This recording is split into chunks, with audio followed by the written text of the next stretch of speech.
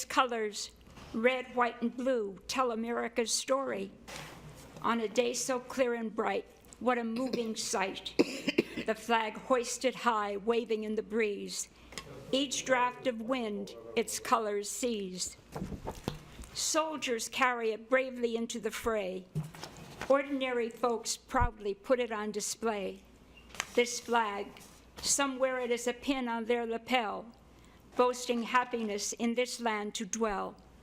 I wear it in my heart, pledging to do my part. This flag has been spat on, stomped on, burned, and defiled. No soldier veteran would ever commit an act so vile. Yet by these very veterans, some lives given in sacrifice for our citizens, their First Amendment rights to exercise. From the ashes, like a phoenix, the flag will rise, snatched up by a young Olympian racing for the prize, leading the parade of champions for Team USA, colors boldly unfurled, leading the way. From the ultimate place of honor above the Capitol dome to the doorpost of the most modest of rural homes, by ordinary citizens it is honored and respected. This humble sense of pride so easily detected. Red for the blood of patriots shed for our freedom, the faith of courageous citizens pledging life and fortune. White stars for the purity of purpose on a field of blue. Blue for the hope of a nation so brand spanking new. Blue stretching to the heights of heaven and to the depths of the sea. Blue for the oceans that defined our boundaries, east and west, determining the heights and depths to which we go to pursue our quest. As a student, with hand over heart, I stood to pledge allegiance to this flag. For all veterans, disabled by war who cannot stand, and even for those who will not stand, I will do so to honor this grand old flag.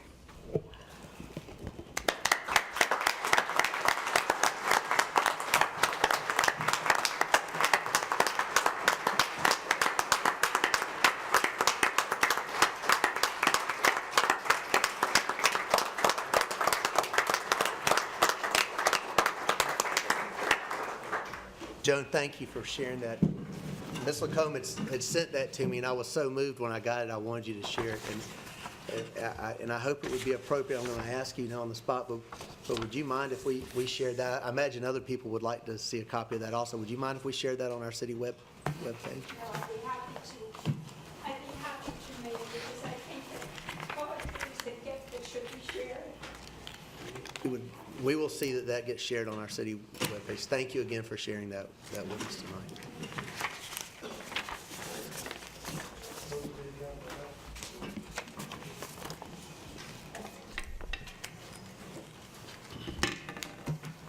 Moving down the agenda, our guidelines. Meetings are public forums in which many opinions are expressed, and the business of the city must be conducted. As such, discipline, honorable, and professional decorum is paramount. Courteous and respectful communication is expected. During public hearing, all questions and statements from the public shall be directed to the chair. If you wish to speak, please raise your hand and I will certainly recognize you. Please approach the podium and state your name and address. In order to allow an opportunity for everyone who wishes to address council, speakers should limit their comments to the subject being discussed. Each speaker will be given 5 minutes to address an issue and may only address an issue once unless questions from council are posed to the speaker. And we appreciate you adhering to our guidelines for our conduct. At this time, I'd like to recognize our Mayor Pro Tem, Councilman Ebner, for additions and deletions to the agenda. Thank you, Mr. Mayor. Does any council members have any additions or changes? One thing I will mention, as we just had the nice presentation from Joan, which was we moved up appropriately on the agenda. I so move that we adopt the agenda as stated and revised. I second. We have a motion and a second. All those in favor? And that's unanimous. Thank you. The minutes were distributed to our council members in our previous, for our meeting for their review. Is there a motion for the acceptance of the minutes? So moved, Mr. Mayor, that we adopt the minutes as presented to us. Second. Okay, Ms. Price made a motion. Councilman Mary with a second. All those in favor of accepting the minutes as presented? And that's unanimous. Thank you. We move now to that section of number 2, presentations. Number 1 is a proclamation designating June 2017 as National Home Ownership Month. And I'd ask Councilman Mary if he would to read that into the record for us. This proclamation. Whereas the month of June has been designated as National Homeownership Month to support the goals and ideals of homeownership and recognize the importance of homeownership in building strong communities, and whereas home ownership is an important part of the American dream, and owning a home provides a source of stability, a shelter and safe place where families can prosper and children can thrive, and whereas home ownership encourages personal responsibility and strong values while creating more stable neighborhoods, civic-minded residents, better schools, and less crime, and creating and maintaining housing that is affordable to individuals and families who live and work in the city of Aiken is crucial to ensuring continued strength and vitality. And whereas each year National Home Ownership Month is celebrated in the United States to encourage the benefits of owning and maintaining a home, and whereas the City of Aiken, along with other service providers and partners, support the commitment to the education, resources, and important steps in obtaining and retaining home ownership for families and individuals to safeguard their financial future and strengthen our community. Now, therefore, Rick N. Osmond, Mayor of the City of Aiken, do hereby proclaim the month of June 2017 as National Home Ownership Month, signed by the Mayor and all members of Council. Do we have someone or a representative to present this to tonight? Yeah, our realtors. Councilman Mary, if you'd meet me.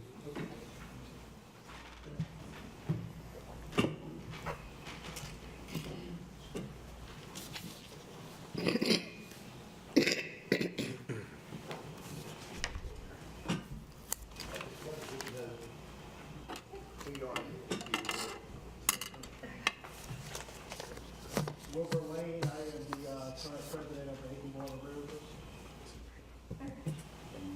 I'm Christine Shelton. I'm the association executive for the Aiken Board of Realtors. We appreciate you guys being here tonight.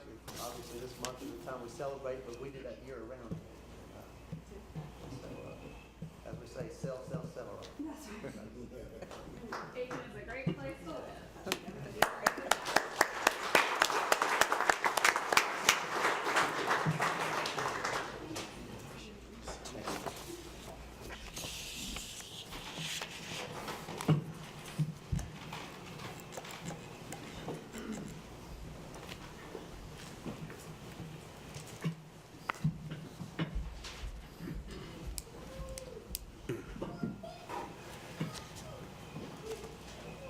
Moving down to presentations number 3, this is recognition of recipients of public safety awards at the annual meeting they recently held.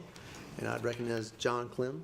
City Mr. Mayor, as you and all of our council members know, the Aiken Public Safety Department held its annual awards banquet on May 25th, 2017. At that meeting, several awards were presented to officers for their outstanding service to this community. At the council meeting tonight, we would like to recognize, thank, and congratulate those who were recognized at the Public Safety Annual Meeting. And I would ask, Mayor, that you join me, and I'd like to introduce our chief as well. All right. Good evening again, Chief Branco.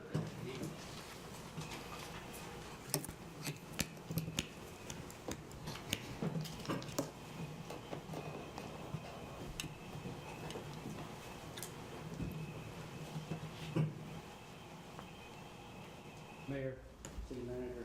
First, we'd like to call up Public Safety Officer Travis Rice, Sergeant Damon Spann, Public Safety Officer Chase Breeden, and Aaron Hunkins.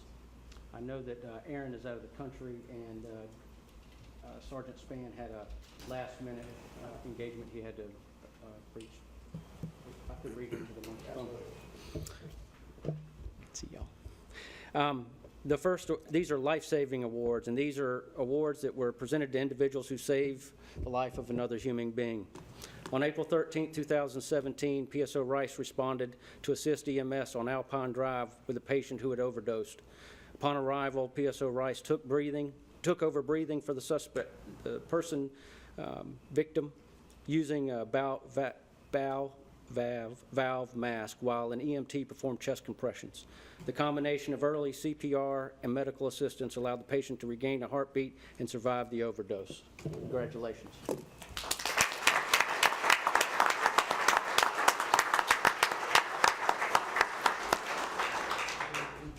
The second life-saving award was January 6, 2017. Units were dispatched to the Hotel Aiken for a report of a stabbing. Upon arrival, units found a male sitting on a bed with heavy bleeding from lacerations on his sides and back. Officers immediately grabbed towels and began packing the injuries to help slow the bleeding and stabilize the patients. The actions of Sergeant Damon Spann, PSO Chase Breeden, and PSO Aaron Hunkins allowed the subject to retain enough blood that he could be resuscitated en route to the ER, and in turn make it through and survive the surgery in this incident. Congratulations, Sheriff.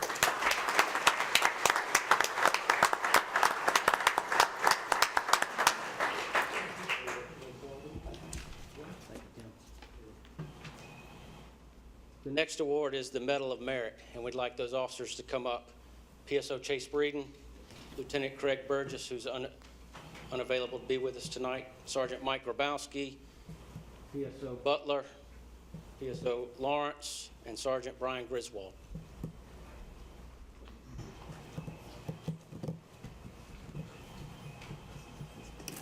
Just so you know, the Medal of Merit is considered the third highest award an individual can receive within the department, and it's for an act of heroism. On January 27, 2017, 6 Aiken Public Safety officers, these up in front of you today, were working an off-duty special at South Aiken High School. As officers were trying to exit the school toward the disturbance, gunshots rang out. Without knowing who had been shooting or what directions the shots were being fired from, they continued toward the chaos. With no regards for their own safeties, these 6 officers rushed to protect the crowd of citizens.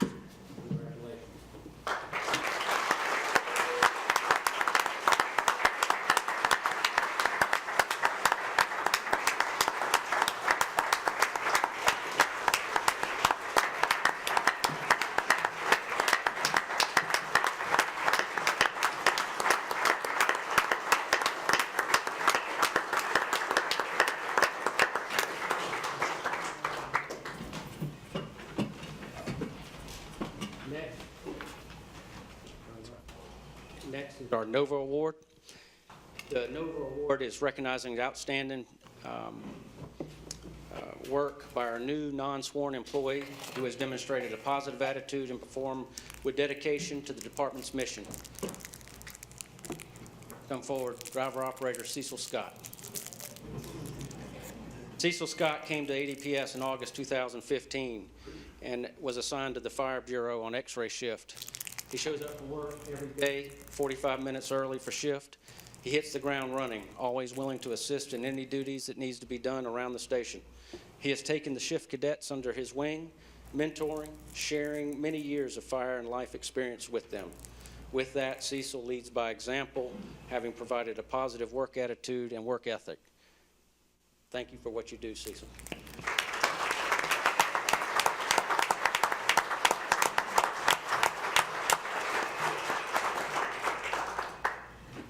Next, we'd like to ask PSO Alan Willing to come forward, please. This award is for our Rookie of the Year, and it's for any new full-time sworn position within the department with no more than 3 years of service and has demonstrated a positive attitude and performed with dedication to the department's mission. You can come over. We're not going to bite. PSO Alan Willing began his career with Aiken Public Safety in September 2007 in the maintenance division. In September 2013, he transitioned to become the environmental control officer and sworn in August of 2014. He graduated from the Criminal Justice Academy and became a Class 1 certified officer. His positive relationships with the SPCA staff helps the city conduct its animal control operation in a very professional and efficient manner. He has become an instrumental player in both the large animal rescue and technical rescue teams. He also serves on the Aiken Equine Committee. For that, we congratulate you, Alan.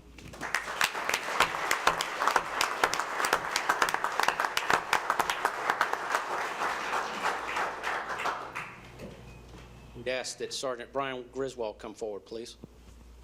The last award we want to present is our Officer of the Year. It's given each year to a sworn officer who has demonstrated exceptional achievement and exceeded the duty requirements expected for his position throughout the year. It's one of the highest awards that an officer can receive throughout their career.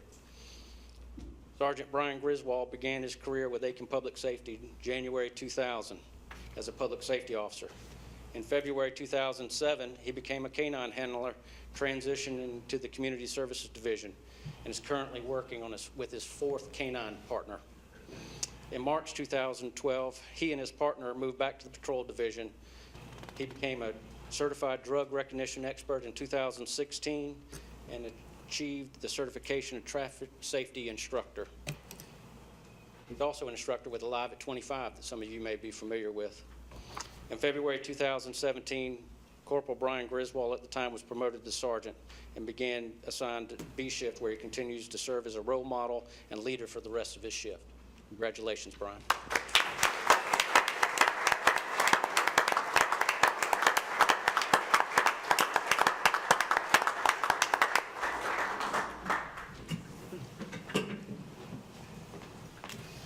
Cecil Scott. Was your mother Nancy Scott? I've been knowing you since you were a baby. I miss my friend Nancy.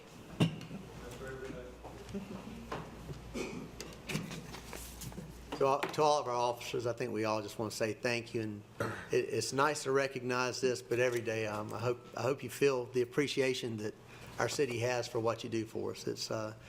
It does not go unnoted. We recognize the commitment and the sacrifice that you make every day. So once again, thank you on behalf of the city for all you do for us.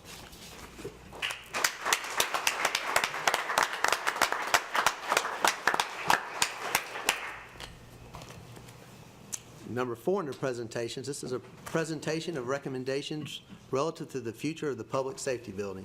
And I'll recognize our city staff, City Manager John Clemmon. Thank you very much, Mr. Mayor, and through you to the members of our City Council. As all of you know, we received a consultant report last year that documented the unsatisfactory present condition of our Department of Public Safety headquarters and recommended that we consider demolishing and rebuilding the headquarters at the present site. While the recommendation that was made is justified, it costs between $14 and $18 million with inflation that we believe is prohibitive. Due to the high costs, it is believed that this option could only be realized if we waited a minimum of 3 to 5 years for a funding source capable of carrying the borrowing costs of this project. It is because of this reason that we researched other alternatives, focusing on the possibility of using an existing building within the city. After an extensive evaluation of existing properties in the city capable of meeting our present and future public safety needs, which is a minimum of 45,000 square feet, we concluded that the site at 834 Buford Ave Northeast that was formerly occupied by Food Lion offers the best opportunity to meet the needs of our Department of Public Safety. We recommend purchasing this property after it is rehabilitated and will present to you our rationale for this recommendation. Mr. Mayor, as I said, we will present to you our contention that our present Department of Public Safety headquarters is woefully inadequate to meet our present need, that it can in no way meet future needs, and that we need to resolve the many outstanding building-related issues that have impacted our employees. We will also review the results, as I mentioned, of our initial space needs study completed last year. Mr. Mayor, we will argue tonight that the study which led to a recommendation to demolish and rebuild the Department of Public Safety building at the present site was both too narrowly focused in scope and also financially unrealistic, potentially costing our taxpayers millions of dollars more than our alternative approach, dollars that we simply do not have.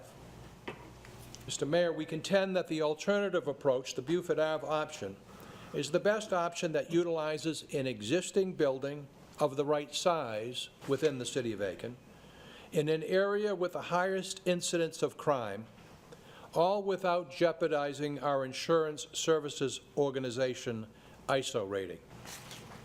That we would achieve substantial cost savings with this alternative plan.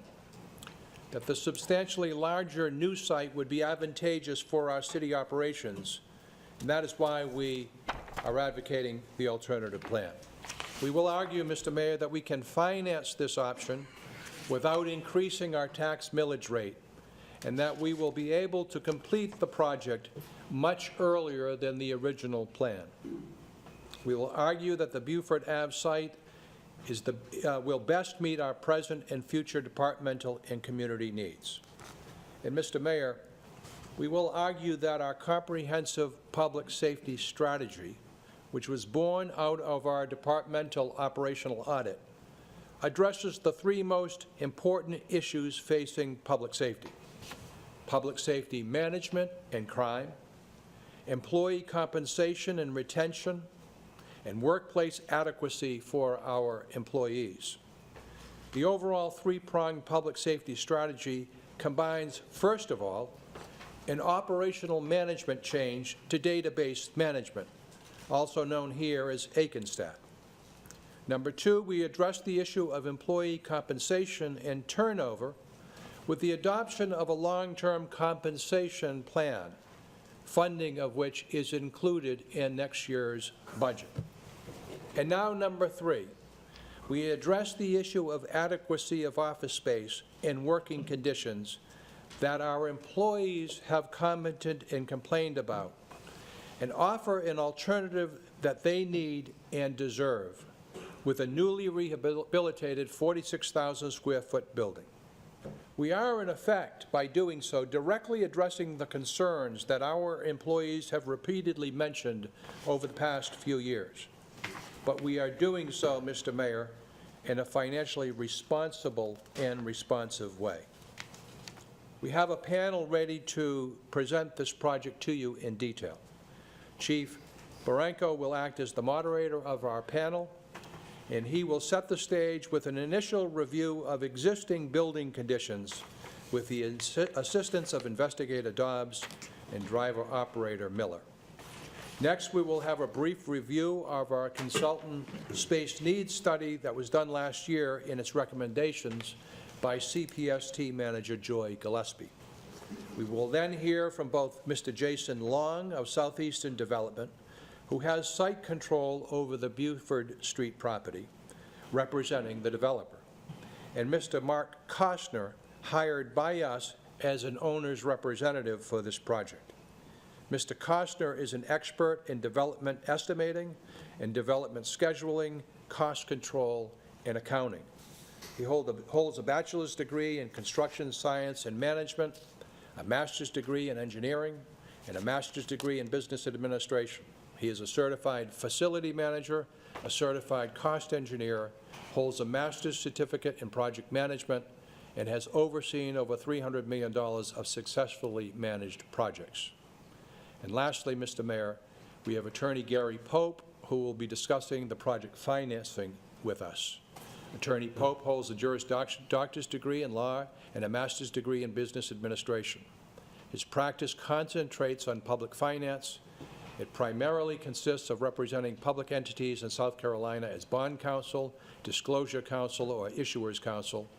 He regularly advises counties, cities, special purpose districts, as well as the state of South Carolina and several of its public universities and agencies in connection with their debt offerings and public-private partnerships.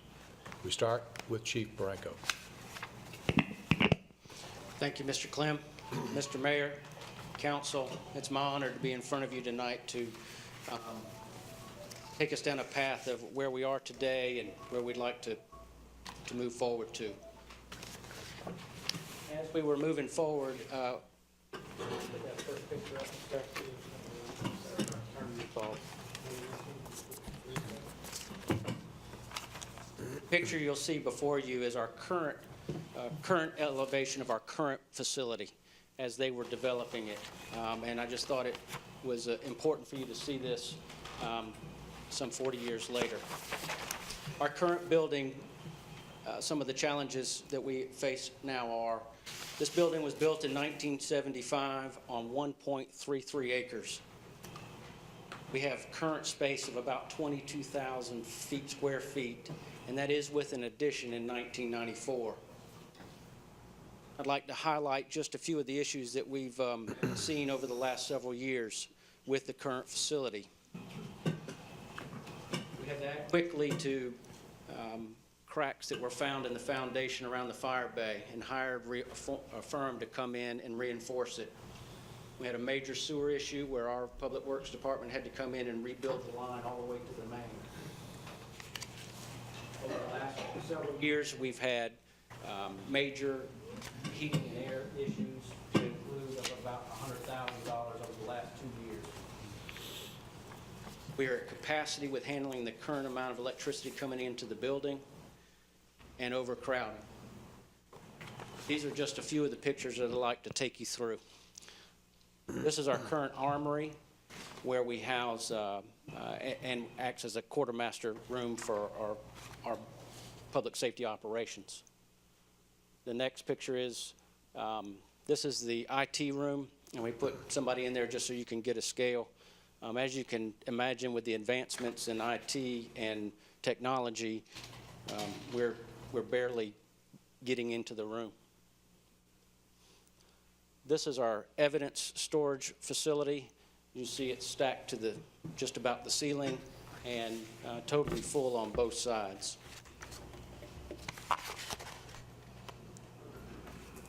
This is our current housing for our driver operators, our quarters for our driver operators. This actual room was intended to be a locker room for our ladies, and now it has 6 bunks in it.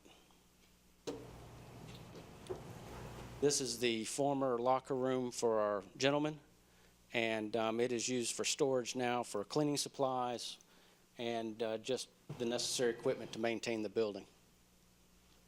And this is an office that is currently in a storage closet as it was attended in the original design.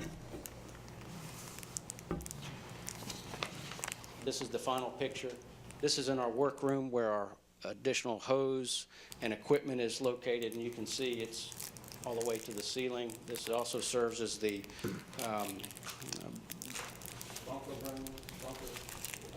gear room and our extractor room to be able to wash those needed equipment.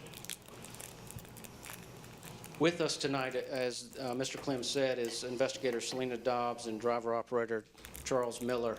And I wanted to just share a perspective from them for just a minute about the current issues that we have with our building. I began my career at public safety in 2001 as a public safety fire cadet. Because of the limited space, the female firefighters have to share the same bunk room and sleeping quarters as the males. We also shared a single bathroom facility.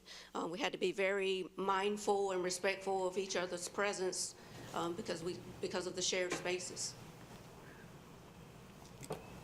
Mr. Mayor, Council, and Chief, thank you first for giving me the opportunity to come back to work for the city. I started in 1972 and lived right down the hall, and I worked 24 on 48 off as a driver operator. I stayed here on my days off as many of the other guys did. We had one tub with a shower head, and after fires there could be as many as 15 of us wanting to take a shower in that one. This place was crowded, so was the old police station to my right. As we moved to the new facility up on Lawrence Street, We thought we'd died and gone to heaven. We had plenty of room, plenty of showers and everything. The bunk room you see there now was a shower that you saw a minute ago where we have our sleeping quarters now, was a shower facility. We're down to one shower now. And these guys that go out, these men and women that go out and serve this community every day, when they go on a fire call and come back with carcinogens, most of the time they're going home showering there. So we're looking forward to a new facility to improve that. Thank you. Thank you.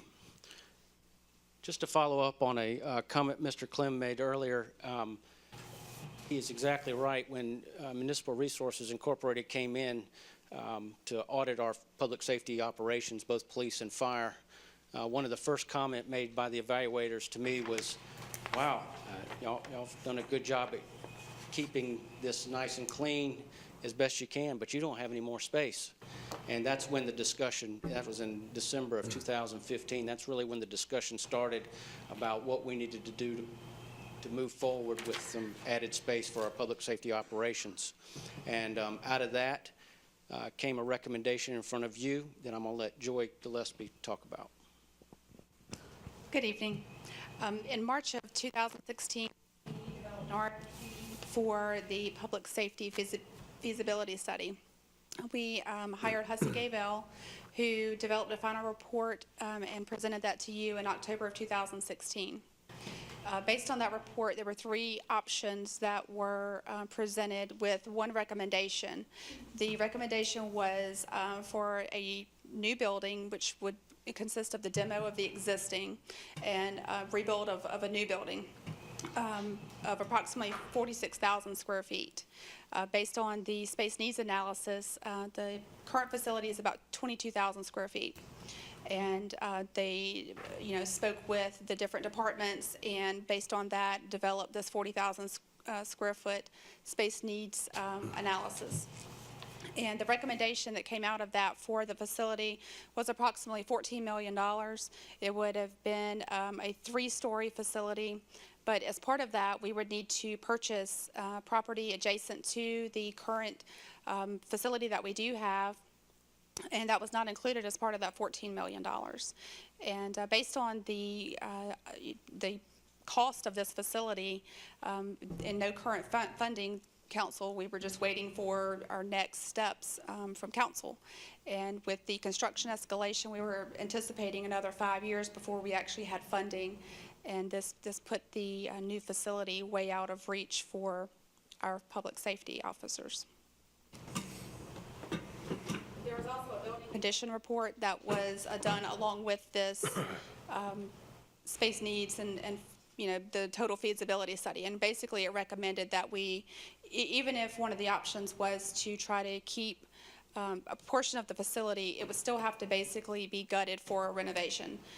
They were out of electrical capacity, the lighting was insufficient, all the mechanical systems, minus a couple of the new systems, fairly recently that had been replaced, possibly could be readapted for, a portion of the facility, but the plumbing as well as any fire protection would all need to be replaced as part of that project. Thank you. Now I'm going to pass it over to Jason Long with Southeastern Development. Thank you, Mr. Mayor and Mr. Clem and Council. Thank you for having us here tonight, and consider it an honor and a privilege to be a part of this project and to work for public safety, tour their facility, and we've seen their needs firsthand, and feel it's an honor to be here. So I want to speak to how we arrived at this location and what we were looking for. So we sought a property that had certain attributes, ones that were mentioned in the space needs. So the first attribute we looked at was location. One that would not impact the ISO rating for the city of Aiken. One that would have good access, in terms of bypass, it has good access in and out of the property for public safety vehicles. We looked at one that would take an old property and make it a useful property again. We're taking an abandoned property here that is boarded up and quite frankly an eyesore, and we're making it a beautiful property and one that serves a great purpose in the city. Another attribute is size. The chief mentioned the size of their current facility. We're almost doubling that with just the existing footprint, and we are doubling it with the addition of the fire bays that add on to this building. The size of the property that is the subject property is almost 40,000 square feet, as opposed to the 22 now. And we have almost 11 acres, just shy of 11 acres, as opposed to the 1.3 acres, I believe, is the current size, the current acreage of the property. So we're having a true campus for public safety as opposed to a small lot. And then lastly, we look for a property that just, when we toured it through our experience, did not have any major red flags that were thrown up, that had no major flaws that we could see in our initial look. The question that you may ask is, why are we looking at existing properties as opposed to building a new building? One is the value of the replacement cost. Through our experience, just to acquire, we built grocery stores such as this was an old Food Lion, to acquire and build just the basic structure of this, we would be between $5 and $6 million. And so what makes up that number? You have to acquire the land, then you have to go through all the engineering, the architecture, et cetera, to have plans to build it. You have site work that goes into that number to move the dirt, to handle, to install the utilities, to pave the parking lot. And then, of course, you have your vertical cost.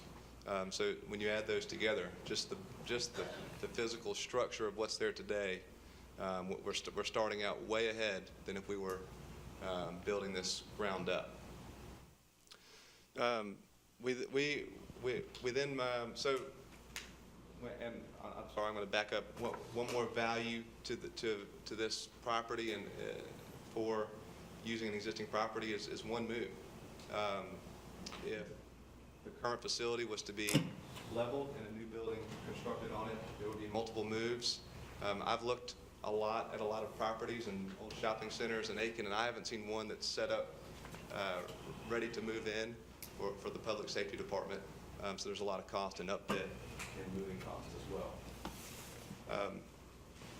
We have put this property under contract, and through that, to arrive at some budget numbers that we'll share with you shortly. We first toured an existing property that we repurposed in Augusta. So we toured members of staff. We toured members of the Aiken Public Safety Department through an old shopping center on Walton Way Extension at Wheeler Road in Augusta. This was an old Winn-Dixie property that we repurposed into office space. And when you look at it today, you can't tell that it was an old Winn-Dixie. And we toured the inside of the office and wanted to get a sense of finish levels and is this what the city is looking for, and we walked away with a good feeling after touring that building. From that point, we employed a space planner, taking attributes that are needed for the public safety department and would they fit into this building. So we've gone through 4 to 5 iterations of a space plan and have determined that we can fit within the 40,000 square feet, and we're actually taking some off of that. The needs for the office portion, and then we're adding on 4 brand new fire bays to the side of the building, which gets our total square footage just over 44,000. I believe 44,125 is our number today. And so from these plans that we produced through meetings with the chief and the staff, we put together a budget. This budget's based on experience. We have in redeveloping and repurposing old properties. It also, we have talked with the site contractors. We have talked with contractors that we value their opinion to arrive at a number. So I'm just going to hit kind of 4 high-level bullet point numbers and kind of what goes into those numbers.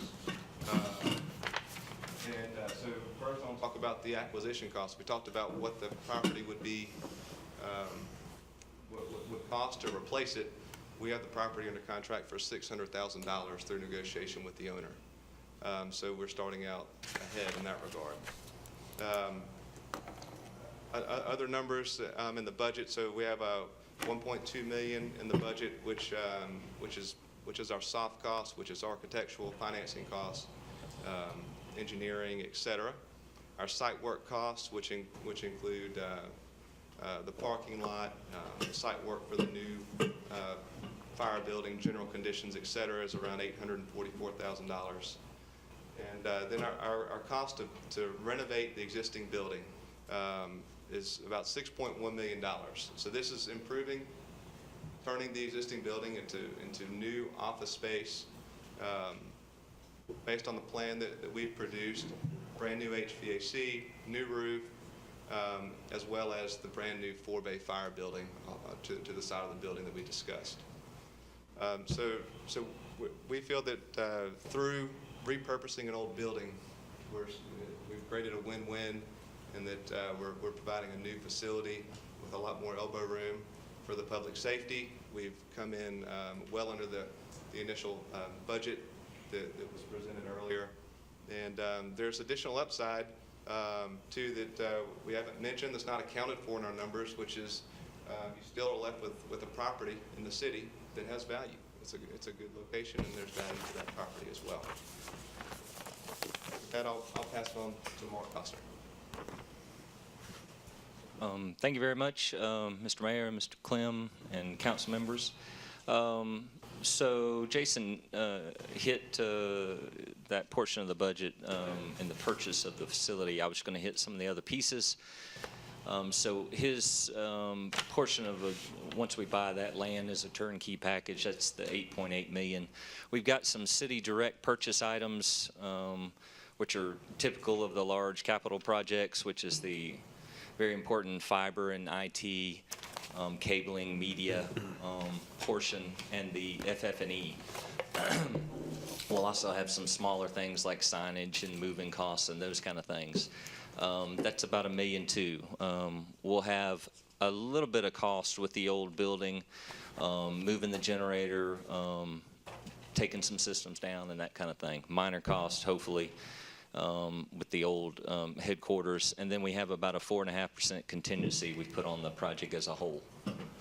So that brings us...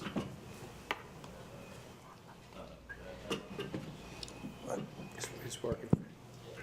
So that brings us to about $10,546,000 is what we're proposing in the budget. So that's a summary of that piece. And I was going to go ahead and just briefly hit on the overall schedule to set some expectations. So we've done some planning at this point based on similar projects. And we've set some durations, worked with Southeastern and staff. And so we're thinking it's about a 22-month overall project, including construction. Sorry, mic's going in and out. Construction, design, move in, and setting the dedication. So we're looking at maybe April of 2019 is what our target is, and obviously we'll know as we get a lot closer. Construction will finish several months before that, but then we're going to bring in furniture, all the communications, move everybody in, making sure we're commissioned appropriately, and then have the ribbon cutting. So that's about a 22-month duration. Stuart, you want me to, do we need to point anything out on this drawing, or we're good with that? Okay. All right. Mr. Gary Pope. Mr. Mayor, members of council, thank you for having me here this evening. As you're aware, the South Carolina Constitution imposes some limits on what cities can do to go about financing projects. Essentially, for a project like this one, a essential government service project that doesn't necessarily produce revenues, your options would be to take out a general obligation bond or to enter into an installment purchase contract to purchase it over time. Mr. Clem, the city manager, has charged the finance team, the city's financial advisor, First Tryon, and our firm to come up with solutions for the city's overall capital budget that do not impose additional limits on the city's resources and can be done within the existing sort of suite of city resources. From looking at all of the various options and in discussions with the city's banker, its financial advisor, the recommended path for the city is an installment purchase contract whereby the city would purchase the building over a period of time that would be at the determination of the city, whether it would be 15 years, 10 years, 20 years, and that would include financing cost within that purchase contract. This is a proven structure. It's been used in many cities. For instance, it's been used in the city of Greenville, the city of Charleston, city of North Charleston, Blythewood, Moncks Corner, North Augusta. Through time, it's been used for public safety facilities. It's been used for a variety of other types of facilities. For a essential government facility such as public safety projects that are in your capital plan, given the essentiality of the facility. I'd be happy to take any questions or conclude the panel.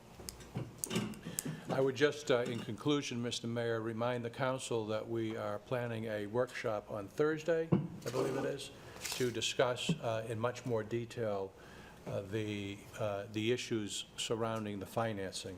We'll have a workshop just on the financing on Thursday afternoon. And I would also ask Attorney Pope to briefly discuss the issue of procurement, and then we would want to open it up to any initial questions that the council may have, and then I don't know whether it's your intention to read it into first reading and allow the general public at this time, or to wait, but that's your call. All right. The city's procurement code provides for a variety of conditions and terms that you are aware of that relate to the purchase of goods and services and other items that a public entity such as the city is required to have by state law.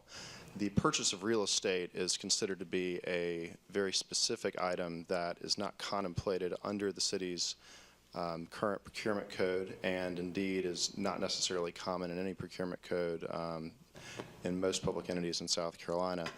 The very specific nature of a real estate transaction lends itself to a purchase arrangement whereby the city would want to purchase it by ordinance in order to purchase it with the full effect of a local law and to take into account that it's a serious and significant undertaking to purchase real estate when you're a governmental entity. Questions from the council? Are there any questions from council? I have a very quick question for Mr. Schostner. Mark, hey, on the numbers that you just threw out there, the contract or the arrangement with the developer, would that include the costs that you enumerated, being the fiber optic, the FF&E, and those types of things, the movement of the generator and all that, or is that costs that we'd expect that are not going to be? So Southeastern's budget doesn't include those. Does not include those things. Yeah, and in a lot of municipalities, the city of Aiken as well, I met with Ms. Hales and her team, and the preference is to purchase those directly, make sure it's put in how the city wants it put in, working with the fiber folks. So right now it's all a city direct purchase. It's outside of. So, and the total contract amount with the developer for the purchase would be how much? So their total purchase would be the $8,817,000. That's the land, the site work, and the upfit of the building. Okay. We've got, and this may be a question for our city manager or maybe assistant city manager, but we were presented tonight with a sample document that shows a $9.3 million number, 9.36, which is just, that's what threw me, because it's different than what you were talking about. This document, Stuart, that number is $9,360,000. $9,366,000. I don't have my glasses. That is a draft agreement that we're still working on in time for Thursday's workshop. That's just kind of a draft. Before those things were backed out? That is correct. That is correct. We've been doing some value engineering. It's one thing Mark's been working on. Okay. And I can actually add a little more to that. So that was, we took some square footage out of the building, and so that contract was sent out prior to a budget revision. So. Okay. Yeah, so this will be further revised. And then, Mr. Shasta, one more. You used a 4.5% contingency figure. And I mean, when we're talking about numbers this large, 4.5% is a lot of money, but are you very comfortable with that as a contingency percentage? Yeah, the last thing I want to do is promise our taxpayers that we're going to spend X amount of dollars and come back in April of 2019 and say, oh, it's going to be another $1.5 or $2 million. I mean, are you comfortable with that contingency? Very comfortable with that contingency? So yes, I'm, a lot more comfortable than I was 4 weeks ago, because it took me a little time to get into all the numbers. So in developing that contingency, gone through all the numbers that and the pieces and parts that Southeastern has on their side, number of questions and conversations on scope, and then on our side, meeting with our staff, our own teams, meeting with the chief and a number of other folks. So with what we know right now, I feel like that's a good number. Okay. What is the anticipated cost of furnishing the building? Do we know that? FF&E is around $350, and that's furniture, fixtures, and equipment. It has a bunch of pieces and parts, but furniture specifically, desks and chairs, it's about $250,000. And that number includes taking whatever value we can take. I mean, we don't. Obviously, if something's worn out in the current headquarters, we don't want to take that over there. But if it's got life left in it, and we can repurpose it and put it in the new facility, that's our plan as well. So that's not buying everything new. I have two questions, Mr. Mayor. I'm sorry. On the procurement, I'd like this letter from Mr. Powell to be put in the minutes. I don't know if Sarah has it. I'll give it to Sarah to put in the minutes. And then I wanted to be sure, have you reviewed this yet, Mr. Smith? Yes, I have. All right, everything looks kosher to you? I actually helped Keith draft this memo along with Gary Pope, and we've all three reviewed it. We've all agreed that this is proper and legal. Fits all the state law and everything, because that's what we're mingling with, is the state law versus our current city ordinances. Passes the smell test. Thank you. Ms. Price? You mentioned that you eliminated some square footage from the building. Based on what the chief showed on the screen, that does not place us in a position. You mentioned 44,000 square footage. Was it more than that you reduced it to that amount? Yes, ma'am. It was. We removed 2,500 square feet, which is the right-hand bay, Okay. and it was an effort, collaborative effort to repurpose the space as most efficient as we could. Okay. And eliminate some costs to get the number. So the revised number is 44,000. Yes, 44,125. To get to your question, that still allows for growth in the building. Okay, that's where I was leading. The second question, and I want to correct a misnomer out there regarding phone calls that I received, that there's an agreement, Mr. Mayor, that we were going to use our current building as part of the financing for this building, and that is not the case. Our current building is not going to be used as part of the financing when we sell the building. That has not been discussed, and that's not what is contemplated now. Okay. It doesn't mean we won't do it, but it just hasn't been discussed. That's right.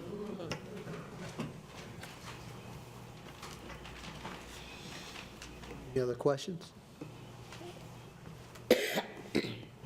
Thank you. We want to thank our panel. Each of you added an awful lot to this conversation.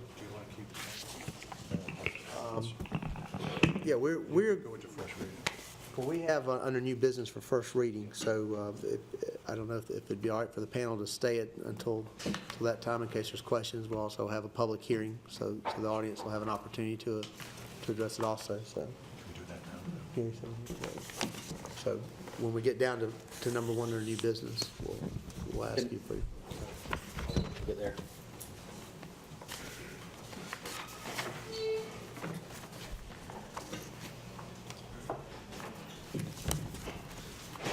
Do we want to leave the table? Or we have a full agenda. I hate to recess if we don't need to. That's fine. Yeah, that's fine. Thank you. Moving now to old business. Number one is approval of appointments and discussion of appointees to various city boards, commissions, and committees. We'll recognize our city manager. Thank you, Mr. Mayor. The council has 11 pending appointments to fill vacancies on different city boards, commissions, and committees. One appointment is presented for council's consideration and vote at the meeting tonight. Councilman Dewar has recommended the appointment of Dr. Elise Fox to the Energy and Environmental Committee. If appointed, Dr. Fox would be filling the unexpired term of a dedicated volunteer who has had to resign, and that term would expire on December 31st of 2017.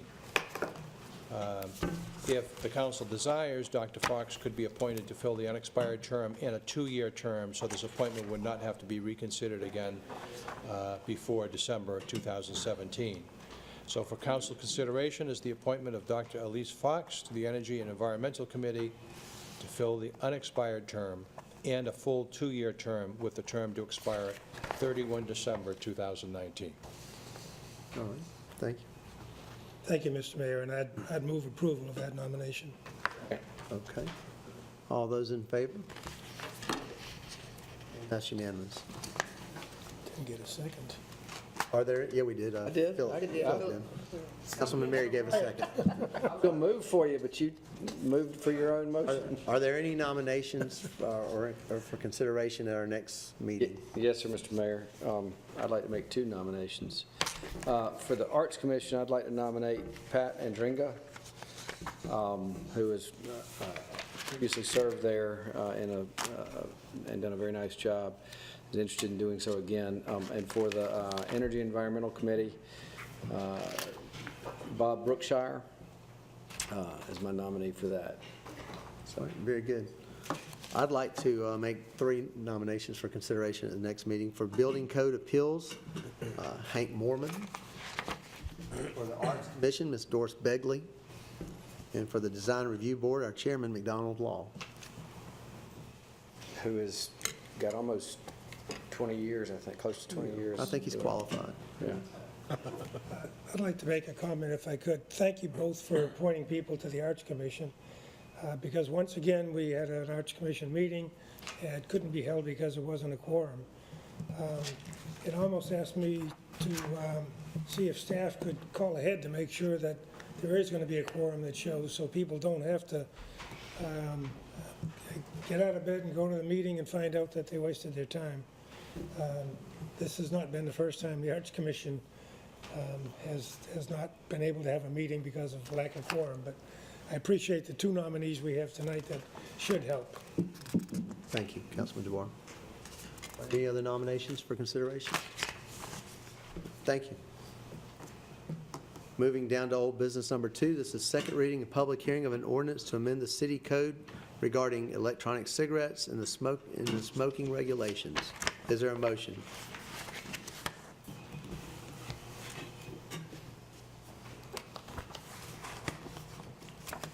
So moved, Mr. Mayor. Thank you, Councilman Mary. Is there a second? I'll second. All right. Thank you, Steve. Comments from staff? Mr. Mayor, at the April 24th, 2017 council meeting, council approved on second reading an ordinance amending the smoking regulations restricting the use of electronic cigarettes in all enclosed public places in the city. We've received a request to reconsider this ordinance, which bans the use of electronic cigarettes in all public places in the city. The ordinance passed on April 24, 2017, including e-cigarettes on the list of smoking products which are prohibited from use in enclosed public spaces. The proposed ordinance before council tonight would remove e-cigarettes from the list of prohibited smoking products. By passing this ordinance, use of e-cigarettes would be allowed in enclosed public places. City Council approved this ordinance on first reading at the May 8, 2017 meeting. So for City Council consideration is second reading and public hearing of an ordinance to amend the smoking regulations to remove electronic cigarettes from the smoking regulations in enclosed public places. All right, thank you, Mr. Clem. Any comments from the audience? Okay, comments from council? It specifically says lighted tobacco or burning tobacco, so boiling tobacco is okay and boiling nicotine is still okay. That's what vaping is, and the next wave of vaping is the boiling of it. The other part, now businesses, the independent business can limit this. They can put a sign up and say no vaping inside. Is that still okay? That's correct. Because there are several that already have signs up for that. And one of the main points when we were considering this, I will say, I think we were under the impression that this was banning it in our parkways, which we already, that prohibition has already gone into effect for city parks, Citizens Field, and those areas. So we have that in place already. This doesn't affect that. Each individual business, as they choose, can opt to have it or not have it. That's the business property owner's right. Well, it's nice to know they have that option. Sure. Do we have a representative here from the business, the vapor business? We Any did last, I representative? know at first reading we did. He spoke and gave a presentation on it. I think it's still putting nicotine in the air, and it seems inconsistent to prohibit smoking. I mean, we could have made that provision in the smoking ordinance. Instead, we prohibited smoking in enclosed places, and I certainly wouldn't want to be sitting next to somebody doing the vaping, so. All right, all those in favor on second reading of this? Councilman Mary, Councilman Hamoki, the mayor vote for. All those opposed? Councilwoman Price, Councilman Dewar, and Councilman Ebner, I'm sorry, and Councilwoman Diggs. And I want to change my vote to the prevailing side on this, so I can hopefully bring it up for reconsideration. So the motion fails.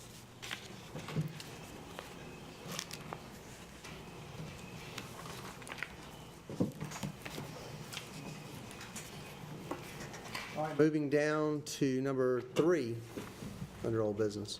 This is second reading and public hearing of an ordinance to transfer 4 unimproved lots to Second Baptist Community Development Corporation. By title, an ordinance approving the sale of 4 properties in Crosland Park to Second Baptist Community Development Corporation. Is there a motion?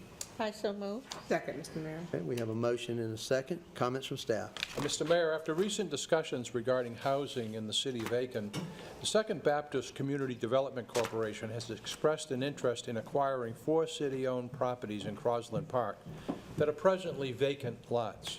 The properties are 1406 Wyman Street, 1269 Alfred Street, 660 Summer Street, and 679 Summer Street. Staff is recommending that the city transfer these properties to the Second Baptist CDC. Second Baptist has been a longtime partner of the city in the Northside revitalization and has a proven track record with our other housing partners. Their success can be seen in the DuPont Landing project. Second Baptist CDC has made workforce housing more accessible in Aiken through their partnerships with Nehemiah CRC and the Bennett Group. Currently, the City of Aiken and the Second Baptist CDC have partnered for the Neighborhood Initiative Program in Crosland Park in the 400 and 500 blocks of Abbeville Ave, with an agreement with Second Baptist CDC and the Nehemiah Group to develop the Abbeville area into workforce housing. City Council approved this ordinance on first reading at the May 8, 2017 meeting. For City Council consideration, a second reading and public hearing of an ordinance to transfer 4 unimproved lots in Crosland Park to the Second Baptist Community Development Corporation. Thank you, Mr. Clem. Comments from the audience? Comments from council? Sir, Mr. Ebner? Yes, thanks, thanks to staff for following up on this. And as the city manager and the finance director, we talked this morning, the other lots in there that are community lots, we're going to transfer them to the general account. Is that correct, Mr. Clem? Yes. They'll go into the general account? Yes. Because they'll be there forever. They're the routes to school, the POA, and that.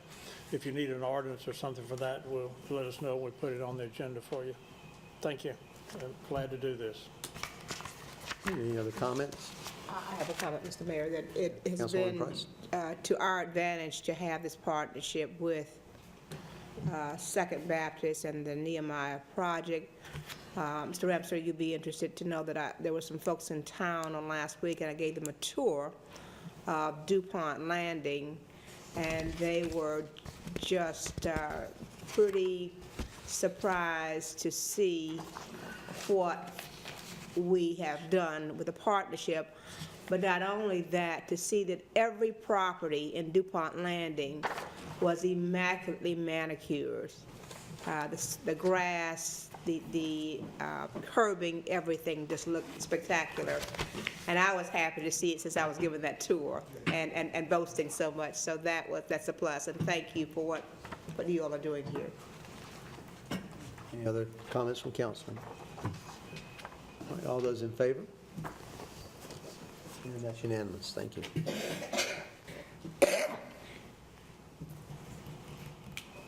Moving down to number 4. This is second reading and public hearing of an ordinance to set the millage rate for fiscal year 2017-18. Is there a motion? So moved, Mr. Mayor. We have a motion. Second. And a second. And by title, this is an ordinance to provide for the levy of taxes for ordinary city purposes in the city of Aiken for the fiscal year beginning July 1, 2017, and set the millage at 62 mills, and to provide for the expenditures thereof. So I'm assuming the first and second still hold. Okay. Thank you. Mr. Clem. Mr. Mayor, each year as the council adopts a budget for the city of Aiken for the next fiscal year, the council must set a millage rate by a separate ordinance. Staff has discussed and reviewed with the council at several meetings the proposed revenue and expenditures for fiscal year 2017-18.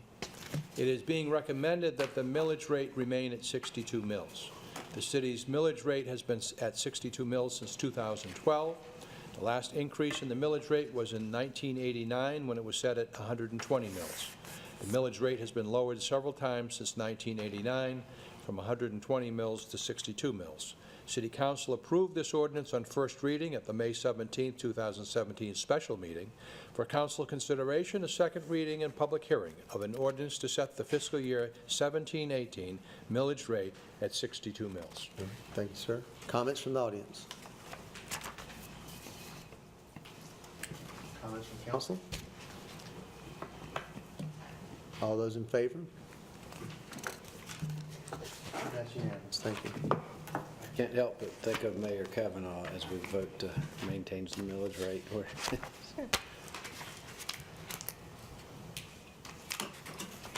All right, moving down to number 5, this is second reading and public hearing of an ordinance to adopt a budget for fiscal year 2017-18. By title, an ordinance adopting a budget proposed by the city manager containing estimates of proposed revenues and expenditures by the city of Aiken for the fiscal year beginning July 1, 2017 and ending June 13, 2018, and declaring that it shall constitute the budget of the city of Aiken. Is there a motion? I so move. All right, Councilwoman Diggs. Motion. Is there a second? Second. Thank you, sir. Comments from staff? Mr. Mayor, and through you to the members of the council, this is, I think, our 6th discussion about this next year's fiscal year budget, so I will keep my comments brief. This is a budget which largely maintains operating expenses while recognizing the health and safety of our citizens is the first and foremost responsibility of local government.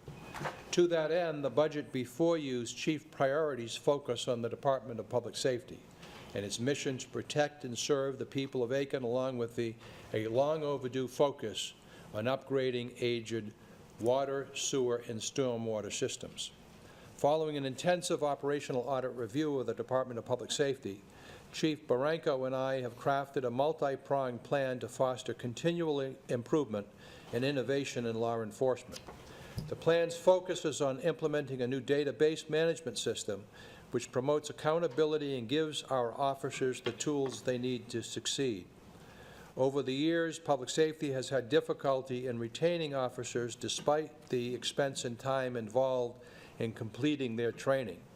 Efforts to create a comprehensive compensation structure that rewards longevity and other service metrics in a concrete way will be implemented across our organization, but we'll start first with public safety. The budget package also designates funds to address the failure of the current public safety headquarters to meet basic acceptable standards. Over the last year, we have seen much progress in the area of infrastructure repair under the able leadership of George Grinton by first instituting an infrastructure assessment methodology and for the first time implementing a long-range plan to begin to address the water, sewer, and stormwater needs of our city. This budget includes funding for Phase 1 of our infrastructure rehabilitation. There are other major initiatives that we've already reviewed in this budget. It includes an initiative bringing forward pension reform. As we said in the workshop, this does not affect public safety because our Department of Public Safety employees are part of the state pension system. They have been contributing to their pension for years. The pension reform package that is part of this budget includes long-range pension reform for the city-run pension system, which presently does not require any employee match in the pension system. And so, at the request of several councilors, including Council Member Hamoki, who has long been an advocate for reasonable and responsible pension reform, we have that included in this package to move forward, moving towards a defined contribution plan as opposed to a defined benefit plan, impacting new employees only, and designed in a way that actually matches the principal components of the state pension system that our public safety department is already part of. We were delighted to be able to present a new initiative that is privately being financed by one individual benefactor, a resident of the city of Aiken, that's going to allow us to do a thorough inventory of all of the major trees in the city of Aiken and include with that inventory a methodology to maintain our tree stock. Once again, this is being funded privately, and we can't say enough about the folks that have allowed us the opportunity to do that. So I will stop there, Mr. Mayor. I don't know whether you have any questions or whether we want to take public input at this time. But we certainly do want to take public input, but I know we said some things in our work session beforehand I think merit repeating. Rye Patch and Hopelands? Yes, we were delighted once again to be able to work with an incredible group of people who have done so much for this city, and that is the group that call themselves the Friends of Hopelands and Rye Patch.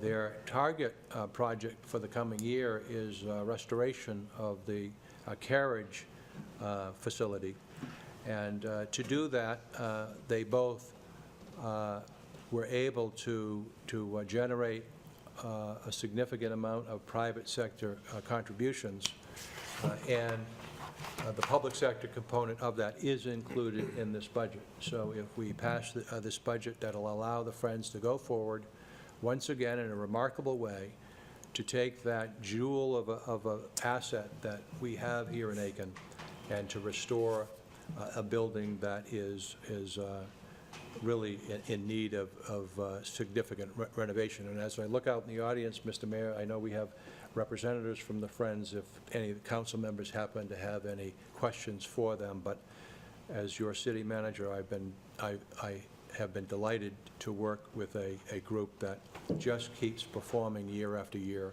and literally is improving the quality of life for not only citizens today, but for future generations of Aiken residents.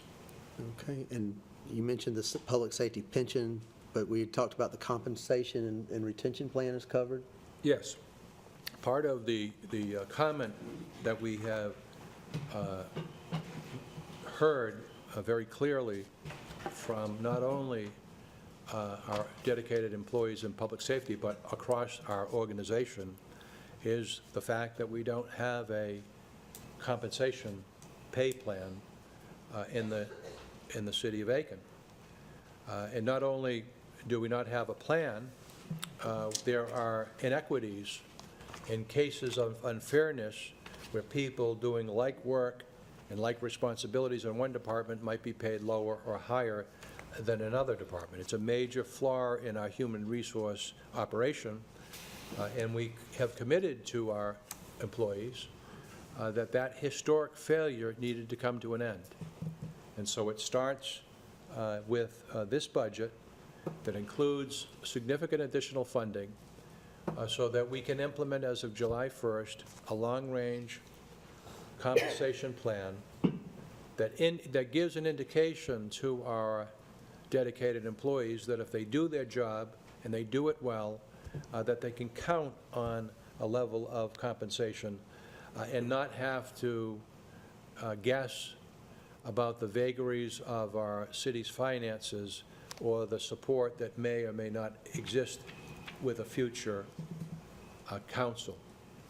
This is a 24-step plan. It's been drafted with the significant input of our senior managers in public safety, but also with our other employees, because it is our goal to implement a compensation plan across our organization. You know, we talked recently about the issue of turnover, and we have evaluated our rate of turnover, and what we really want to focus on is what is considered voluntary turnovers. I mean, some people retire and you can't do much about that. People die, they get hurt, they go into the military. There are reasons why people's spouses get transferred out of the state because of a job offer. There isn't much we can do about those terminations, but what is classified as voluntary terminations are an area that we can impact and influence. And we think that one of the components of an improved or lessened or a reduced amount of turnover, according to the employees themselves, is implementing a meaningful and real compensation plan that they can count on. And so that is our goal.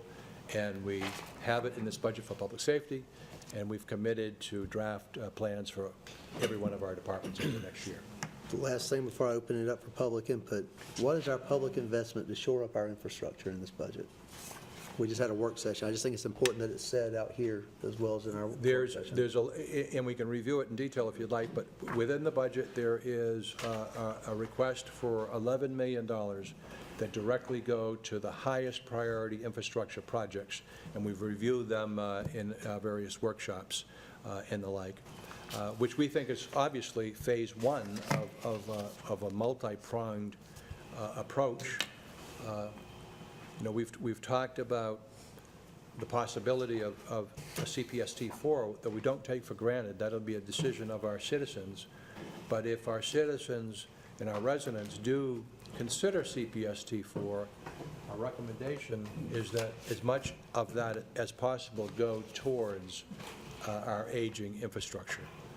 We think that if we can do that, we can turn the ship around from a ship that was literally headed towards fiscal chaos to one that brings into line this budget buster known as our infrastructure. And so We think that Phase 1 contained in the budget is a doable, achievable collection of projects, and that is before you this evening. All right, thank you, sir. Mr. Mayor, before we move on, I didn't hear whether the amendment regarding sidewalks on Hampton Avenue, whether that is now included in. It is, and as soon as the motion is made to. They've already made the motion. Okay. And second, so that's why I want to make sure that it will be amended to include the 250. Before we vote, our finance director will come forward and present an amendment to achieve that. Thank you. Could we do that at this time? Sure. Yes. Before public hearing, so everybody has an opportunity? Kim, good evening. We had spoke about the sidewalk issue in Hampton Avenue, which was supposed to be covered in this budget. We just want to make sure that it's listed. Yes, sir.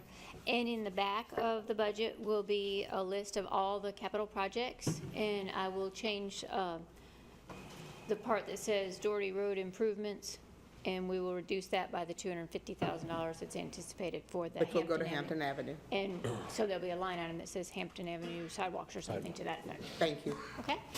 Would you like to enter that as a? Yes. The motion is to amend the current motion. I want to amend the motion to include $250,000 for Hampton Avenue and sidewalks on Hampton Avenue. Okay. Who's the original second? Philip. You the accept that second. amendment? I don't think I was the original seconder, but I'll accept it. Who was the original? Reggie was. Oh, Reggie was, I'm sorry. Accept that amendment? Accepted. Thank you. And as I understand, just for my clarity, we're not increasing the budget. We're No, just. it's existing Very good. money. It's the same money. Okay. Add to the budget, it adjusts the budget. That's the way I. And I want to make a comment, if I might, Mr. Mayor. Mrs. Parks is in the audience, and she's been working on this for 20 years. So, Ms. Parks, whenever we start that work, you can sleep easily. Yeah, I know. At this time, we'll start public comment on the.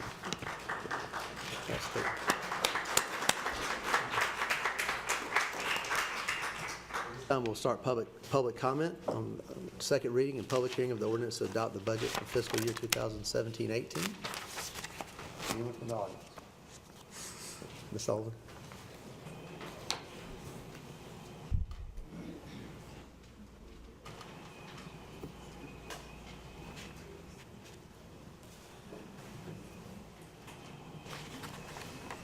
Good evening. If you would just state your name and address. Okay. My name's Terry Sullivan. I live on Kenwood Court in Aiken. Thank you for allowing me to speak tonight. Given that I noted that there is a line item in the budget for another $750,000 for the garage, which has not yet been voted on, I understand, and which is part of the Renaissance project, I have a comment to make about that. I love Aiken. In fact, my family and I waited 18 years to move back to Aiken County from a neighboring county. Our plans are to retire here. I want to see Aiken thrive. I do not believe this idea called Renaissance will accomplish that. In fact, I believe that on top of many other problems with the plan, no one seems to be concerned with what 3 to 4 years of demolition and construction, noise, and mess will do to the downtown area. Will people continue to visit downtown in the midst of all of this? Will they come to visit and shop and eat downtown or not? What will that do to the many small businesses and restaurants downtown during that 3 to 4 years? How many of them will not be able to sustain themselves and will have to close? And then what happens to downtown Aiken? I recently wrote a letter to the Aiken Standard outlining 10 reasons to oppose the Renaissance. Excuse me, ma'am. Mr. Mayor, if I may, are we talking about the Renaissance project, or are we talking about the parking garage as part of the budget? The garage is I don't think the entire Renaissance project is part of the budget that's before council this evening. Ms. Sullivan, can you preface it so that it's about the parking garage? Well, I did. Your The comment? garage, there's Yeah. $750,000 Right. earmarked for the garage, which I has been understand. promoted as part of the Renaissance. Right. Same plan, from what I understand. Okay. I'm allowing, I'm just saying. Thank you. Press it Okay. toward I parking garage. thought I said that, but okay. I recently wrote a letter to the Aiken Standard outlining 10 reasons to oppose the Renaissance.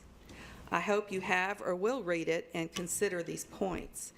But my main reason that I stand here today is something everyone I know is talking about, yet no one wants to be the one to say it. Mayor Osmond, you were elected to lead this city into the future. You cannot possibly lead by recusing yourself.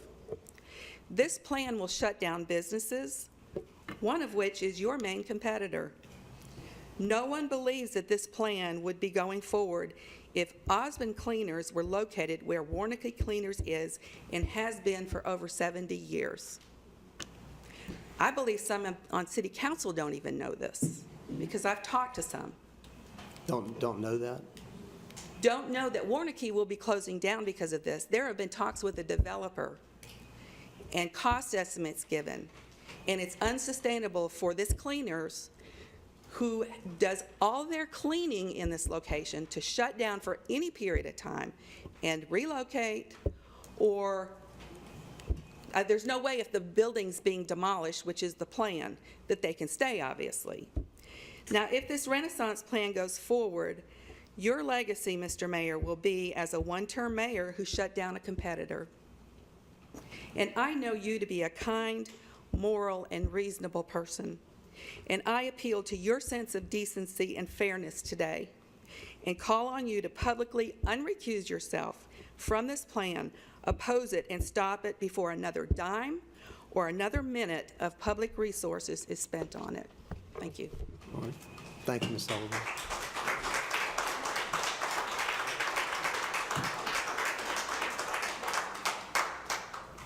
Any other comments from the audience? Ms. Stoker.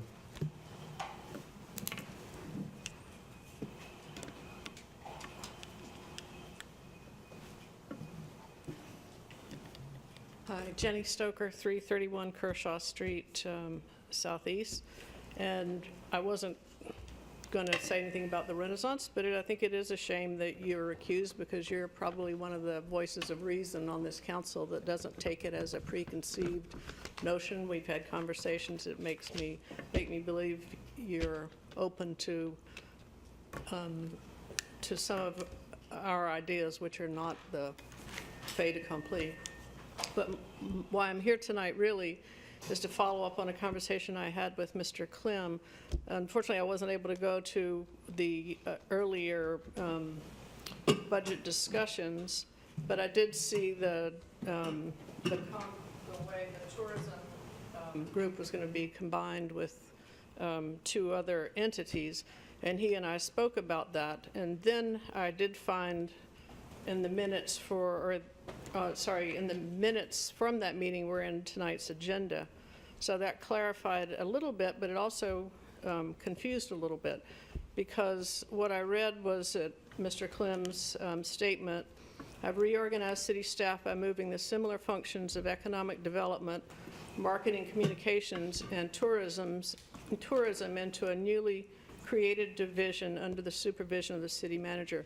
The Community Development and Tourism Division will actively market our city and continue efforts to strengthen the climate for existing businesses while making efforts to attract new enterprises." So I looked to try to see what the Community Development Division might be, because we didn't speak about that very specifically. And what I found was, and it may not be the same thing, that the city has a Community Development Committee whose duties include the administration and disbursement of housing assistance funds. So is that the same? It is not, but I think that's a valid question. It is a valid question, and it's confusing, but we do have... So what is the community, what branch of the city would I consider community development? They work with Sabina Craig, our staff person, that is the administrator of one program called the Community Development Block Grant Program. That's what the committee does. Right, but what is the actual, They meet annually. not them, but what city staff are we talking about when we say the Community Development and Tourism Division? I understand the Tourism Division, but what's the Community Development Division of the city staff? Presently, are you asking about that reference? Yeah. That's Sabina Craig, who works in Public Works and who is the administrator of the Community Development Block Grant. I think That's not the same as the division that we're I think talking he's asking what the new, If it's not the same, then what is the new Community Development Division going to do? The Tourism Division, we're basically taking a chair that's in the living room and we're putting it into the kitchen. It already exists, but we're putting it under, we're taking it from Parks, Rec, and Tourism. We're taking the Tourism Division and putting it under the city manager's operation. What is the community development part that's going under there, if it hasn't been there? Well, it doesn't exist there now at all. It includes the staff person that oversees the railroad station. Okay, now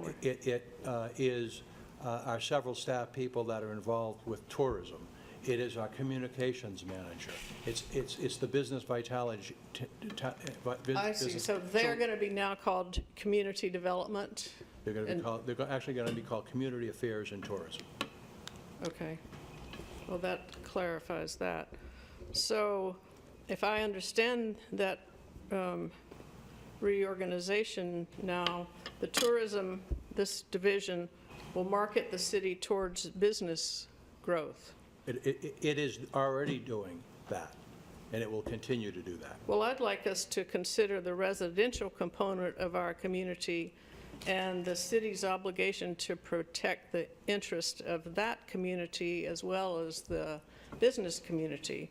And that would be the interest of the people who live here now versus the people that you want to come and move here. So I'm here to represent residents who choose to live here because of the exceptional quality of life, exceptional when you consider the cost of living that in Aiken versus what we get for it. The quality of life we all enjoy has been a highly valued asset for a very long time and sets Aiken apart from almost every other city in South Carolina. And I think I speak for a lot of people whose preference is for preservation and enrichment of that quality of life. And I, for one, don't buy the business community conviction that cities have to grow larger or die. I think you have to nourish the quality of life for present citizens, and that should be your primary responsibility versus making the city into something that other people are going to want to move here for.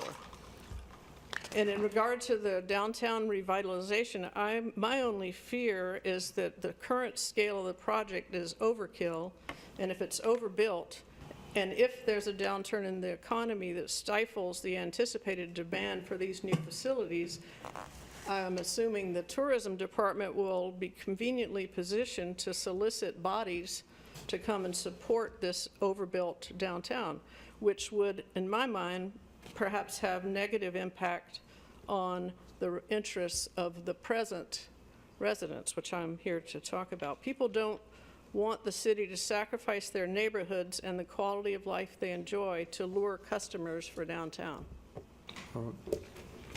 So I appreciate you clarifying the community development and my confusion about the other group. I think it was a good question. In fact, I meant to ask the city manager to explain that beforehand, so thank you for bringing that back up, Jenny.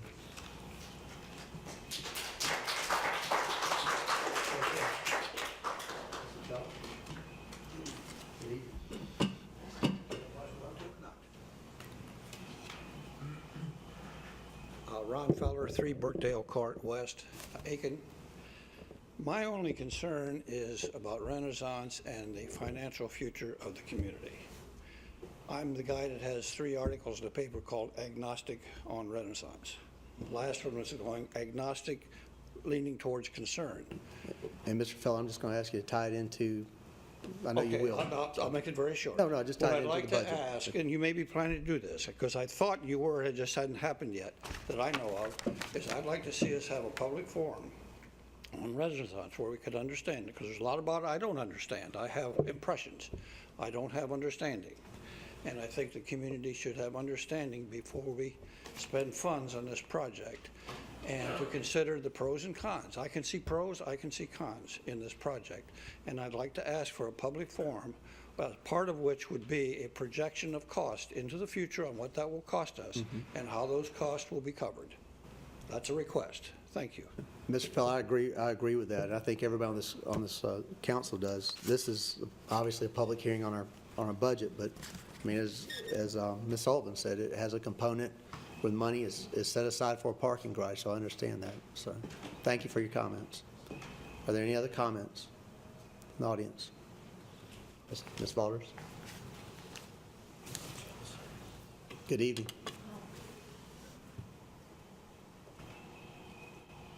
Hello, I'm Jane Vaughters. I live at, excuse me, 707 Hayne, near downtown. I had a couple of questions to start out with. Do you have any idea what the parking garage is going to cost in total? Any notion? We believe that we will have a definitive cost in the next month. They're in the process of designing it and reporting back to us. So we don't know if $750,000 is half or a tenth or a fifth or what? Industry standards in parking garages are that they usually run somewhere between $15,000 and $30,000 per space. So the first question is, how big is our parking garage going to be? And then are there any peculiar or unique costs associated with this, like land costs, demolition costs, and the like? But as soon as we have estimates from we had a public hearing in this room in April, and there were over 100 people here. I was here. And the council directed me to begin negotiations with the parking component, which I've done, and I'm waiting for the very questions that you've brought forward. Well, frankly, since you brought that up, I came to that meeting because you said you were going to have alternative locations to look at for the parking garage. And it turns out there were no alternative locations even suggested. No, So I was very disappointed that we didn't have some kind of information other than the first proposal, frankly. And I think other people were too. But we don't know what it's going to cost. Not yet. No, we don't know. And we don't know how long to do the parking garage and the new city hall, wherever it's going to be, and the new building that we're giving City Hall to the man who's going to develop that. That sounds like years of development to me, and that really worries me when it comes to downtown. I mean, we've seen our sister cities develop downtowns, and when they got it all developed, there wasn't much left. And I just don't want to see that happen here. And the people that I've known across the state, when they've learned of these plans for downtown Aiken, are surprised, because Aiken is the prettiest town in South Carolina, as far as I'm concerned, if you've traveled lately. Even Charleston now is full of cranes and construction and everything else. Certainly a much bigger town, certainly not Aiken. And Aiken is unique, and Aiken is so special. And I think that we need to consider, as Jenny said, the citizens, the people who are here now, not people whom we might get to come here at some time in the future. And you pointed out that the money was phase one of infrastructure. How many phases are there? There are, the second phase, we believe, would be the request for CPSD funding. But there's hundreds of millions of dollars that will have to be spent over the next 30 years. And how much are we spending in this budget? 11 million. Wait a minute, And by the way, 11 million on what, excuse me? on infrastructure. Okay, was that your question, infrastructure? Yeah, how much in this budget?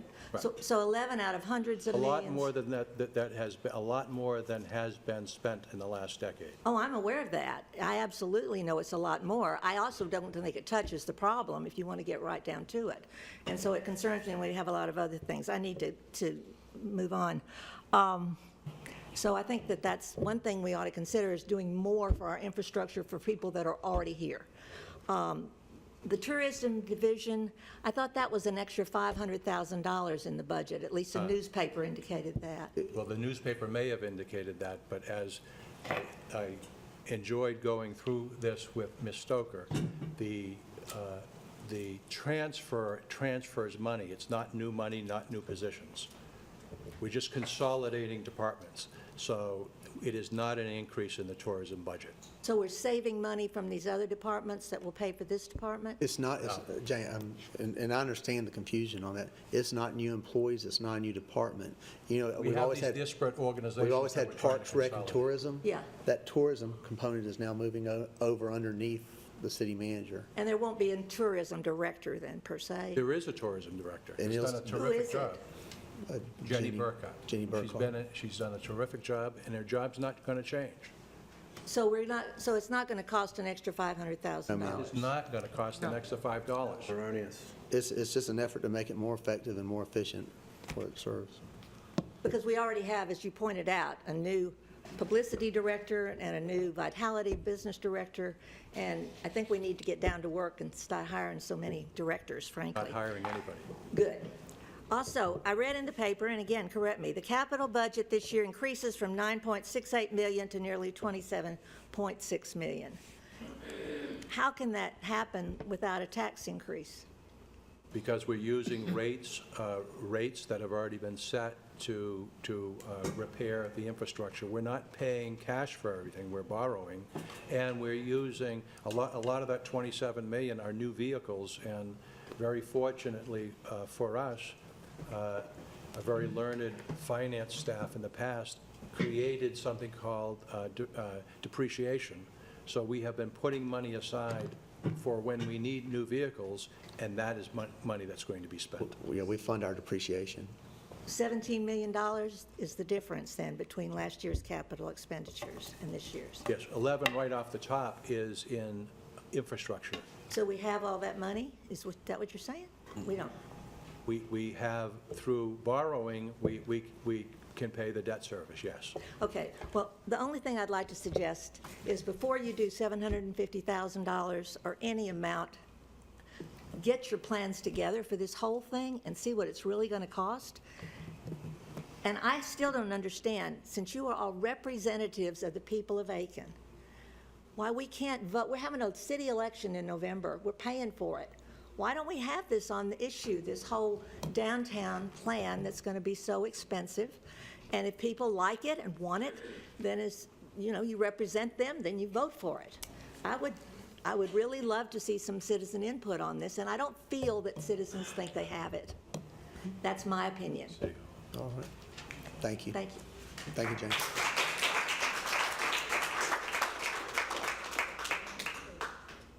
Any other comments from the audience?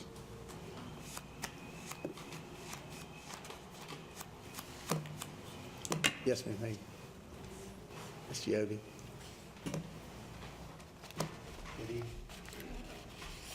Leslie Giobbe, 541 Grace Avenue. I'd like to get back to the issue of the $750,000 for the proposed parking garage at the corner of Richland and Newberry. That's probably just a down payment on the cost of this. And is this for the benefit of city, or is this for the benefit of the Aiken Hotel? Because the City Planning Commission a few years ago, identified over 175 parking spaces on Lawrence and around the corner on Park and around the corner on Richland that were being occupied 8-10 hours a day, primarily by city employees and employees of the local restaurants and stores. If those employees, if those employers and the city would get together and make parking available in lots 2, 3, and 4, even 5 blocks away with designated spots, and you wouldn't have to pay them, you could use impervious barriers such as grant filings or water permeable pavers, then they could walk to work like you do everywhere else in the country, and all those spots would be available for the business patrons. And then the Aiken Hotel could have reserved spots in front of the hotel and then on B Alley next to the Holly, and there'd be no need for a garage there. Because you're talking about tearing down a historic building on the corner, the old drugstore. You're talking about putting the Warnickies out of business. I guess you're going to be doing a good thing for the Newberries because there's talks that you'll have a nice new facility with skylight dining, et cetera, so they're all in favor of it. But I think this is a travesty, and I think there's more to it, and I just feel like follow the money, and I don't trust what's going on. Thank you. Thank you, Ms. Giudice. Any other comments from the audience? Okay, comments from council? Yes, Mr. Mayor, I've got several. I applaud the effort on the part of the city manager to work the pay plan for public safety. It's an issue I've been fighting for the last 7 years, and I'm glad that we're going there, and I'm glad that we're committing to going there with the rest of the staff. I think people need to know that we have employees who haven't had a pay raise in a long period of time, and the spread between the more experienced and the less experienced is way too narrow. We need to reward the experience, and that's what we're about to do. And I think it's good that we start with public safety. You know, we get staff reports in our packet from different departments, and I'd like a regular staff report so that we can monitor the manning of public safety of the sworn personnel. We now have 93. This budget will result in 93 sworn personnel. I think that number's correct, Chief, right? We have 89 now, and we're adding 2, and then there's 2 contingency. After this budget, it'll be up to 88 sworn. No, I mean the authorized people, not how many you have. That's correct. The authorized will be 88 to include the 2 additional sworn, because there's a position that's becoming unsworn, going to civilian position, and that we currently have 87. So 87, and we're adding 4 in this budget. Well, I haven't counted the temporary positions, so that is, if you add 2 more, then that would be 91. Yeah, yeah. Yes, sir. Well, and we're adding those because of difficulty in staffing. So I guess what I'm saying is I'd like us to monitor the manning of the sworn personnel, a list by name of who is there that's fully trained, who's being trained, and how many vacancies that we have. That's similar to the HR report. I think probably our HR director could do that very easily. And I would take exception to your comment about retirements not counting. There's good turnover, there's bad turnover. But for this purpose, the turnover is when we lose somebody and it takes us 50 weeks to replace them. That's what's killing us. So we get more notice generally. We have in the past gotten more notice for the retirements because they went into this 5-year program. But now that's ended for the most part. And we've had 2 people I can think of in the past year that gave us 2 weeks' notice. So that's unanticipated turnover. It's retirements, they've earned it, but I'm not so sure that we should not factor that into our turnover statistics for sworn personnel. With regard to the infrastructure, I want to support one of the comments, and I think we've all said this, but Mrs. Vardas was concerned about the cost of the infrastructure, and I'll be very candid. We have no idea. We have an idea roughly of the workload that needs to be done, but even that is not exact. I would applaud, as the city manager did, George Grinton and his staff for using that Innovize program, which really identifies the pipes that are old that need to be replaced. But we sometimes don't know where they are in the street. Are they left, middle, right? We've got sewer that is a problem. We're going to be doing infrastructure, God, for the foreseeable future. I would think probably at least 10 years. I mean, if you consider that wherever all of you live, if you're living in the city of Aiken, more than likely your pipes on your street are going to get replaced at some time. We may have some new houses or new areas, but for the most part, most of them are going to need to be replaced. We have a meeting Thursday, a work session Thursday think it's 4 o'clock, right? 4 o'clock. And we're going to talk about financing, and even when we talk about the financing, it's still going to be an estimate, because we're learning as we go. As we do that section on Newberry from the alley to Park, we're going to learn quite a bit. We're going to learn where the pipes are, how much it's going to cost to do that one small section, and that might help us more clearly determine the total cost. I agree with the public forum on the Renaissance. I would even agree to putting it on the ballot as a referendum. I'm not sure that I'd get the support of fellow council members, but I'll say it anyway. There is too much confusion. Now, part of the confusion is justified because we've asked the developer to come in and do some negotiation and so forth, and everybody's frustrated because we don't have the details. Well, you don't have the details, well, we don't have the details, and it's frustrating. There still remains a question of whether we ought to be doing this massive thing called Renaissance when we've got so much to do with the infrastructure, which is far more important. So, but I know we'll have a public forum, and I was not here at the last forum. I did watch every bit of it on TV, and I would agree. I don't think there was any alternative to the Newberry-Richland that was viable, that was presented, in my opinion. But we will have public forums, there's no question about that, and our election is coming up. We'll have it in November. I don't know where we'll be in this process in November, but I would support doing that. The capital spending has always been a confusing thing when you do a municipal budget, because people want to focus on the general fund as your budget. But when you do capital spending, that's where you get money from grants, that's where you get money from CPST, capital project sales tax, and that's doing a lot of the work with the infrastructure and some of the projects. Some of it's helping with public safety building.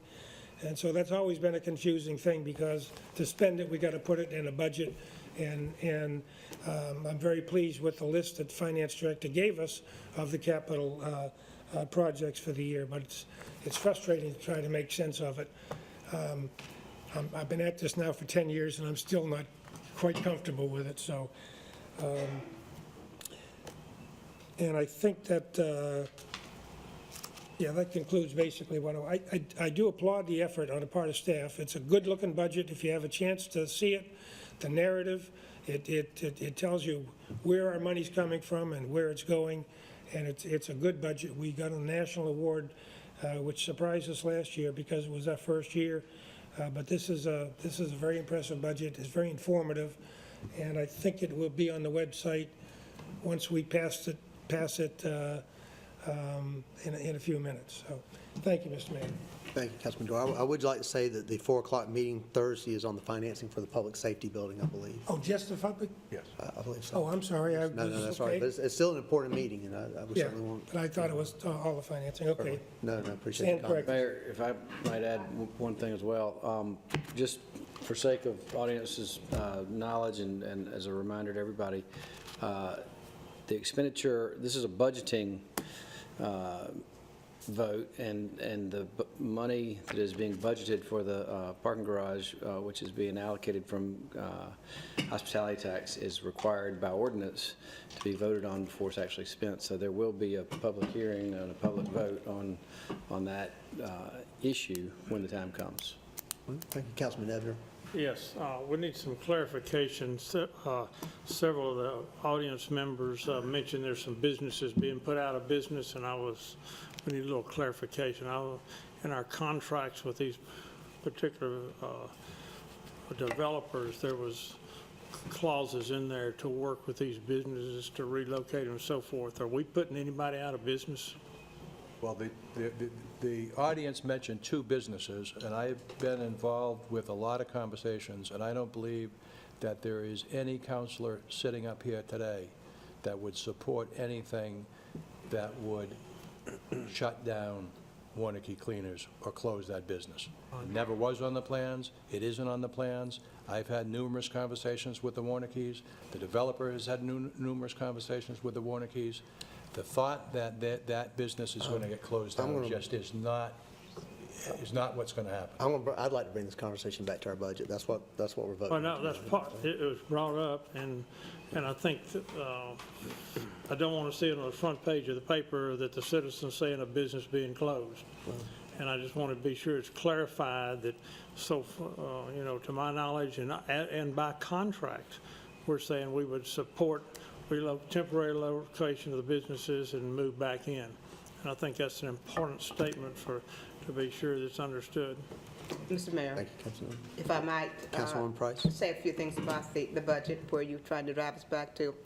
The infrastructure is not a new conversation in this town. It's been discussed for some time. It is important that when we know there is an issue that needs attention, that we address it and we support it, and you can't support it without funds. Unfortunately, in past history, we knew that our infrastructure was crumbling. But whenever we wanted to start and talk about revenue to support it, we would get people that oppose it. You look at 120 mills, and now we're at 62 mills. That was because people were complaining about high taxes, not wanting to pay those taxes, and so you back away. And it's better, during that time, the thought was, it's easier to do nothing and let's go to something else rather than something that creates a lot of conversation. To serve and do what is progressive for our community takes courage, and everybody will not agree with you. And so, but certainly we want to make sure that the public knows what we're doing and how their dollars are being spent. Second thing is public safety. There is a clear career path for our public safety officers, not only to attract but retain those public safety officers. We have not had a career track where they could see some progression as they accumulate time and service with our public safety department. And that is what is on track, and that will help with that. But I think we're on the right track. Yes, it sounds like a lot of things are going on, a lot of information is not dispersed, but I can tell you that we want to make sure that you're informed. There's no hidden agendas. It's all about advancing this community in a very positive way. And Jane served on council, and she can remember the challenges that we faced with the theater across the street. People didn't want that theater, but now it is a crown jewel in this community. There are several places like that. I don't want to get off track too much, Mr. Mayor. Several instances like that we can cite. Citizens Park, for example. A lot of naysayers about Citizens Park, but those, after we got past that, it seems once it's completed, it is embraced by the public. The alley right on to my left. The comments that I heard about people not wanting to see the charm that we experienced in the alley. We have it now, and everybody's embracing it. So just give us an opportunity. We want to work. We want to make sure that you are fully aware of what this costs and be transparent. But just support us as we try to tackle some of these things that we have, and I'm going to use the word neglected in the past. Thank you. Thank you, Councilwoman Price. All right, hearing no more comment. All those in favor on second reading of our ordinance? That passes unanimous. Thank you. It's ordinance, correct, ordinance plus the amendment. Plus the amendment, as amended. Right, Thank- Mr. City Attorney? Yes, sir. Okay. Thank you, Councilman Ebner. Number 6 under old business, this is second reading and public hearing of an ordinance to increase the outside city fire service fees by title and ordinance establishing new charges for fire services. Is there a motion? Thank you, Councilwoman Diggs. Is there a second? Second. Thank you. Comments from staff? Mr. Mayor, at the work session on May 8th, 2017, we discussed some proposed changes for the Public Safety Department, including the issue of the existing building, staffing regarding the need for additional officers and a dispatcher, a new classification system, and the need to implement a database management system to address the issue of crime. These issues add more costs in our department in the area of public safety. And the question is, how do we pay for these much-needed items? Staff has recommended that there be no tax millage increase at this time, but we have proposed increasing the fire protection fee, which has not increased since the year 2003.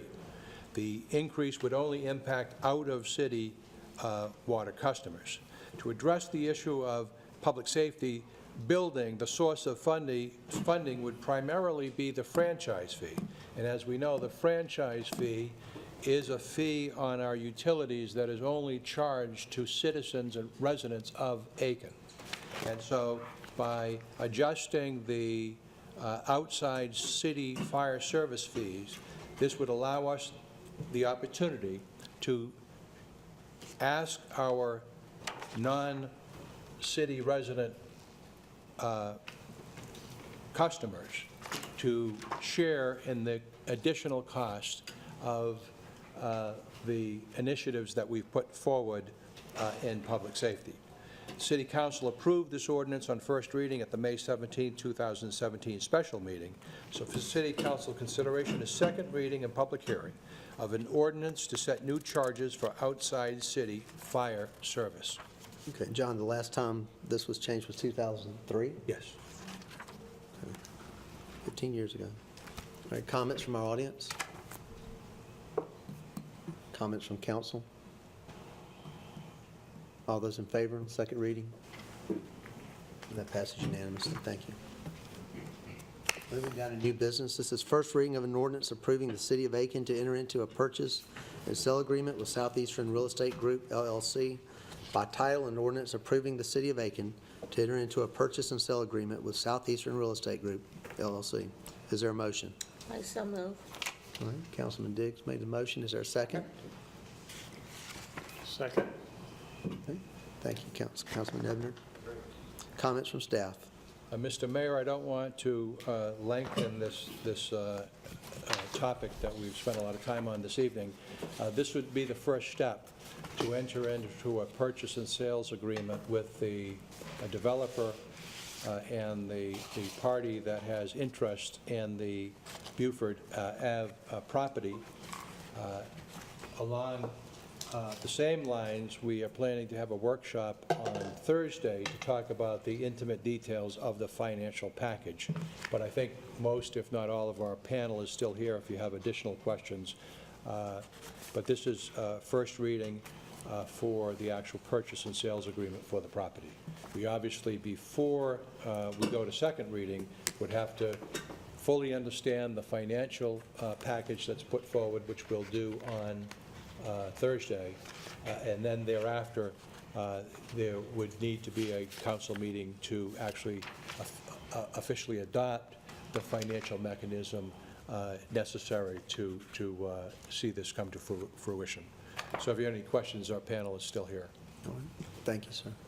Comments from the audience? Yes, sir. Good evening. If you would just state your name and... Sure. Bob Ligamore's at 255 Pendleton. I just want to say that I would absolutely support proper structure, proper facilities for the police. But there's no doubt that the police station was put there many decades ago for a very strategic reason. And that is to help crime with the downtown and help the downtown grow. And no doubt, in the last few decades, the downtown has grown in all directions, but also toward the police department.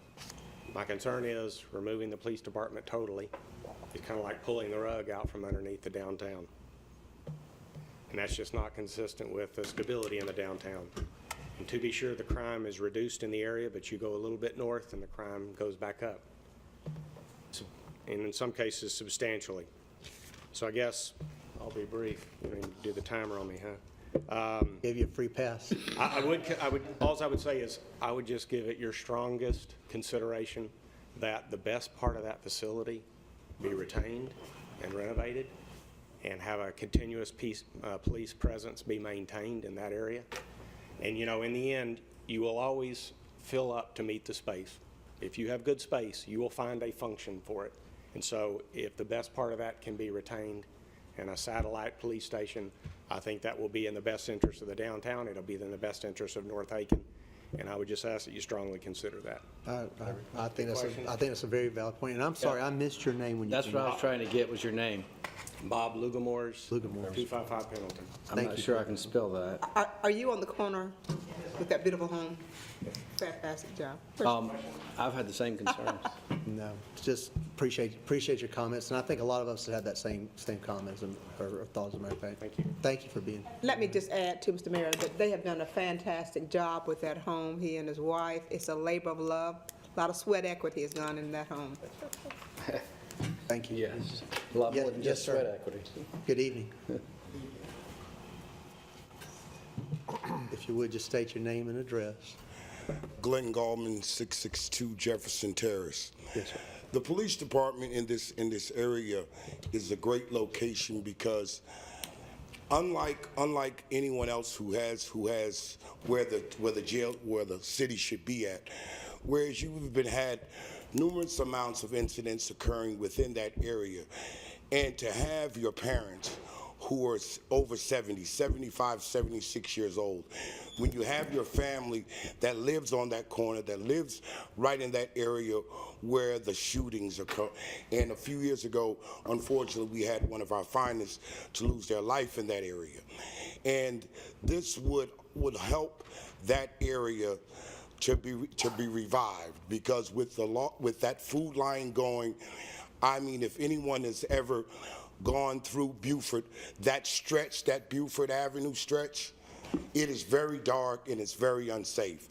With the police department being in that area, as it was spoken earlier, it is access to all the areas, all the points in Aiken at a more quicker and a more efficient way.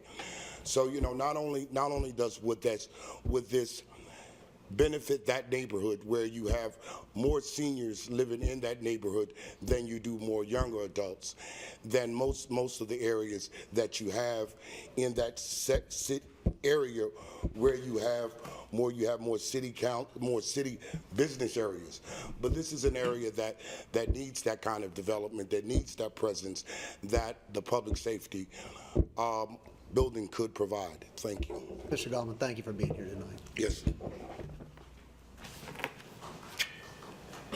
Any other comments from the audience?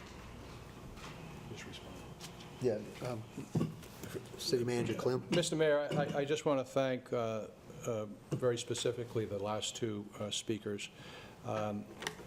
In terms of the first speaker, the issue, and I'll ask the chief to respond to this too, because early on in our discussion about alternative locations, the issue came up, well, how is this going to impact the downtown? I was the one asking the question.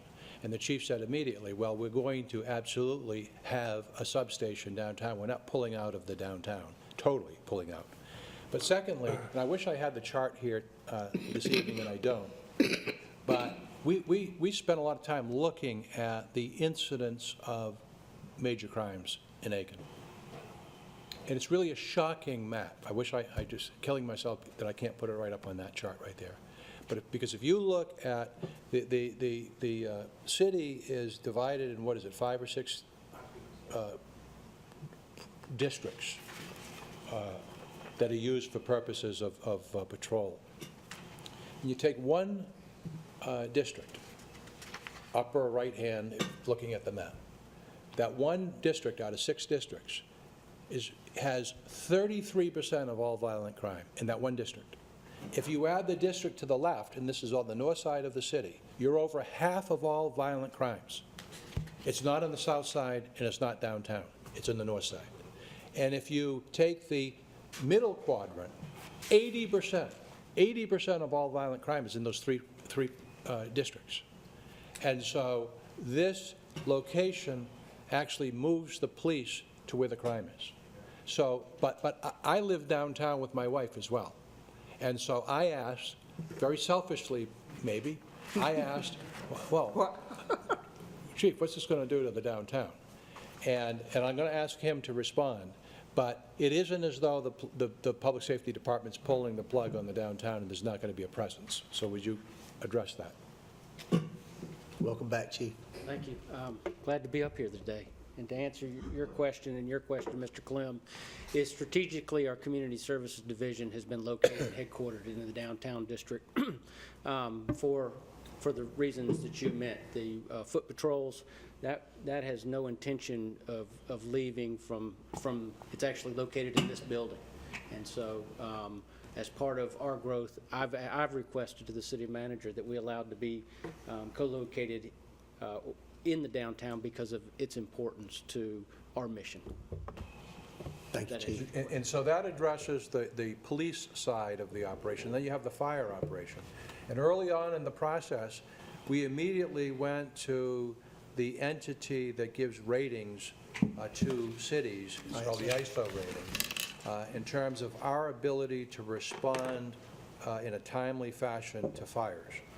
And both the chief and I agreed that if we looked at a location that changed our ISO rating, and these are independent so-called objective reviewers that make a determination on the safety of every area of the city, that if it changed the rating at all, we would discontinue any conversation or discussion about the location.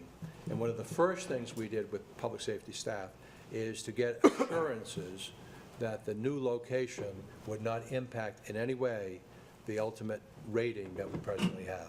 And independent folks looked at it, and they concluded that the new site would not change the rating of the presently that the city enjoys.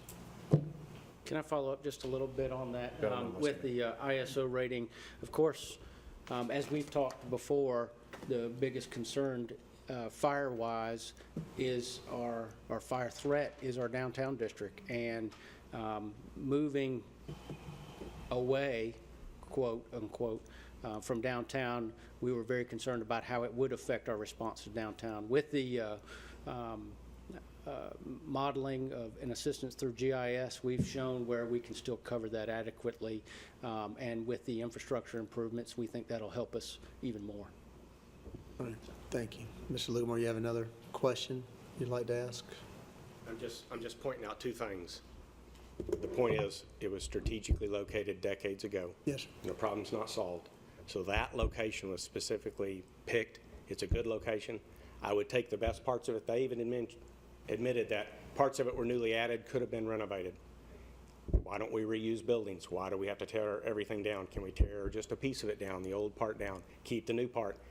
And you're still not going to respond to downtown as quick anywhere than you are right there. And it's already there. So all I'm saying is strongly consider leaving some police function right there. And I do think, and I'll tell you, unfortunately, I've had public safety call me at 2 in the morning for events, which I'd say they apprehended somebody in 12 hours. Thank you, Chief, and your crew. But I mean, usually the people who respond are in the cars. They're not sitting at the headquarters. But it provides a visual presence. It does, absolutely, and we need that.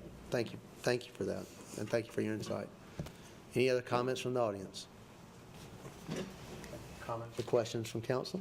Yeah, I just have a question that I hope will get answered on Thursday night, and that is on this purchase and sale agreement. We have a purchase price and subject to adjustment as provided in this agreement, which I very much would like to see specifically addressed. Okay. And I've been in the business of procurement in the military, and I see these dreaded words, change orders, which is what kills the military because there's no control over who can do that.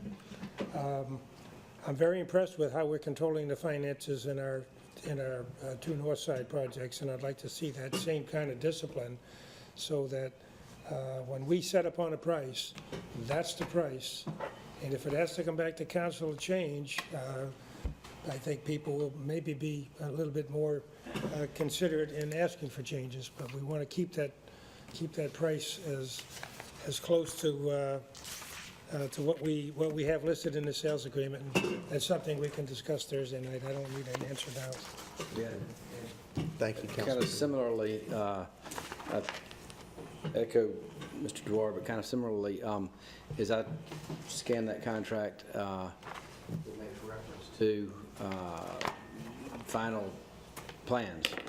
And I want to make sure that we will have all the final plans, including all construction drawings and schedules and so forth, before we take a final vote, because once we've signed the contract, there's no turning back. So I just want to make sure that we're going to see that before we have that vote. Thank you, Councilman Mary, appreciate that. Any other comments from council? Okay, all those in favor? And that's unanimous, thank you. I'm gonna tell you, I have 9:20, and the chair needs a recess. So I would make a motion, if we could take a 5-minute recess early and reconvene. I want to be sensitive to everyone's time. I know a lot of people are here, haven't had supper, and we still have a lot of agenda. But I'd like to make a motion that we take a 5-minute recess at this time. Approved by the senior members of the... If we could have a second, and let's vote on it. Myself from that particular vote. Is there a second? I second. All those in favor? Thank you.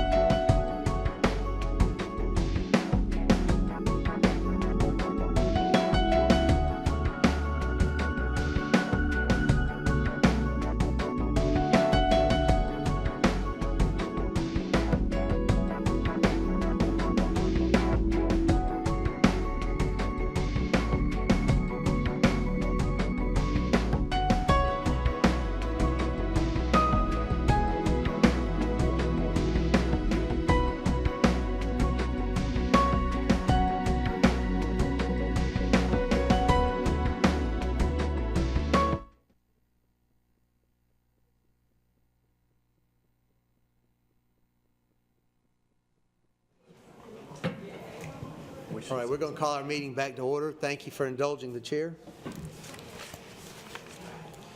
So we left off, I believe, on number 2 under new business, or old business. New business, I'm sorry. Yeah, here we go. Number 2 under new business, this is a first reading of an ordinance to provide for the issuance and sale of water and sewer system revenue bonds of the city of Aiken, South Carolina, and other matters related thereto. Is there a motion? I so move. Made a motion. Is there a second? Second. Thank you, Councilman Mary. Comments from staff? Mr. Mayor, for the last 2 years, our council has consistently said that infrastructure repairs and maintenance is our #1 priority. Tonight, we are presenting a master bond ordinance for issuing water and sewer system revenue bonds. This ordinance will be the governing document under which the city will issue bonds to pay for capital improvements for our water and sewer system. We currently have no debt pledged against our water and sewer system, and the ultimate issuance of revenue bonds paid for with fees collected from our customers will be used to make capital improvements to our system. This master bond ordinance will allow us to come back to council to issue bonds at a later date through a separate ordinance. We currently plan to come back to the council and request the borrowing of $4,050,000 to make improvements to our water and sewer system, as we discussed at multiple workshops over the last several months. And likewise, the next agenda item deals with improvements to our stormwater. So if I could, through you, Mr. Mayor, I'd like to ask Attorney Gary Pope to come forward to explain all of this to us. Certainly. Mr. Pope, good evening again. Mr. Mayor, members of council, as City Manager Clem indicated, you currently have no revenue debt outstanding. This would be the document that memorializes the city's covenants to its future bondholders. It does not authorize any current debt and encapsulates and is the contract you would have with your bondholders, and sets the expectations of the bond market and memorializes them. One of the things I'll point out that we have here is an opportunity to have a modern, current, state-of-the-art bond resolution or bond ordinance, and that you won't be saddled with any sort of relics of the 1980s or 70s, as many of my clients are. We'll be able to have a fresh start currently with modern provisions that should work well with the way the city operates. Thank you. And Gary, if you don't mind, while you're here, I'm going to open it up for comments from the audience this time. Okay. Comments from council? All right, all those in favor of first reading? And that's unanimous. Thank you. Moving down to number 3. This is first reading of an ordinance to provide for the issuance and sale of stormwater system revenue bonds of the city of Aiken, South Carolina, and other matters related thereto. By title, first reading of an ordinance to provide for the issuance and sale of stormwater revenue bonds of the city of Aiken, South Carolina, and other matters related thereto. Same. Is there a motion? So moved, Mr. Mayor. Councilwoman Price made the motion. Is there a second? I second. Councilwoman Diggs, thank you. Comments from staff? As was explained, Mr. Mayor, this is the exact same provision that allows us to borrow for stormwater projects through this master ordinance. And once again, Attorney Pope is here to answer any questions that you may have. Thank you. Comments from the audience? Yes, sir. Good evening. I'm Randy Wolcott. I live on 3rd Avenue in Aiken. Question, is there a limit to these funds? What is is there amount set yet to how much you're going to be borrowing for stormwater? Yes, the plan is for $2,504,500. And if you do borrow that much money, will you have the opportunity to borrow more in the future? I see Attorney Pope indicating. I'm just concerned about the upcoming Hitchcock Woods stormwater plan and whether there'd be enough money in there to come up with the solutions that we need for that. Thank you. Sure. Thank you, Randy.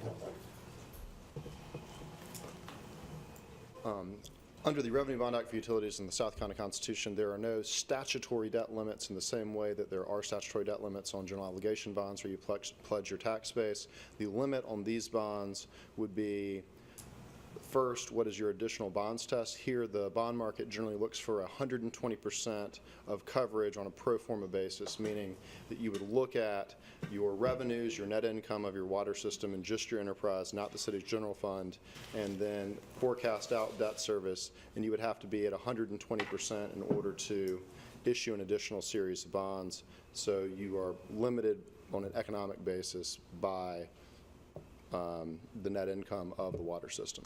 But there's no set statutory authorization or limit, and each series of bonds would set a not to exceed amount in the specific ordinance that authorizes bonds for the specific project. All right. Thank you, Mr. Pope. Any other comments from the audience? Comments from council? Sir, Councilman Moki? It seems to me if we're running on, with a zero income, zero outcome, or an equal, income outcome with our enterprise funds, if we take up a loan of $2 million or $4 million, will that necessarily increase the cost of water and sewer? And has somebody done the mathematics to find out how much we need to increase the sewer and the water rates? Yes, as a matter of fact, through you, Mr. Mayor, we discussed this at several workshops, and we recognize that unlike water and sewer, the stormwater rates that we presently have will not allow us to take additional projects other than the projects that are here in Phase 1. So we would thereafter, because we have more projects that have to be considered, we either need to consider sometime in the future a stormwater rate increase that will allow us to carry additional debt service, or some other funding source. It might be CPST4 if the citizens so choose to do that. But we are limited in this regard. We know that we do not have enough revenues from rates with the present rate structure for stormwater to bring us past Phase 1. This is covered in the current, though. Any other? Steve, did that answer? Yes, it did. Thank you. Any other comments or questions from council? All those in favor of first reading? That's unanimous. Thank you. Moving down to number 4 under new business. This is first reading of an ordinance to amend the old Aiken design guidelines for large footprint buildings by title and ordinance amending the old Aiken design guidelines regarding large footprint buildings. Is there a motion? Second, Mr. Mayor. All right, Councilwoman Price. Is there a second? I second. Councilwoman Diggs. Comments from staff. Mr. Mayor, our Design Review Board, recognizing the possibility of redevelopment in the downtown Aiken area, conducted a review of the existing old Aiken design guidelines to ensure that any new large footprint buildings are designed in such a way to be compatible with the character of downtown Aiken. The old Aiken design guidelines regulate exterior improvements in appearance within an area that includes the downtown business district under the guidance of the Design Review Board. On March 7, 2017, the Design Review Board voted to recommend a new section be included in the old Aiken design guidelines for large footprint buildings. The proposed amendment clarifies how existing design guidelines would be reviewed for larger structures. Any amendments to the design guidelines are recommended by the Design Review Board to the Planning Commission, and the Planning Commission holds a public hearing and makes a recommendation to City Council. The Planning Commission at their May 9, 2017 meeting voted 5-0 to recommend approval of the proposed amendments to the City Council. For City Council consideration is first reading of an ordinance to amend the old Aiken design guidelines for large footprint buildings. And I know our Planning Director, Ryan Bland, is here to answer any questions that you may have. All right. Thank you. Any comments from the audience? So, Ms. Stokes.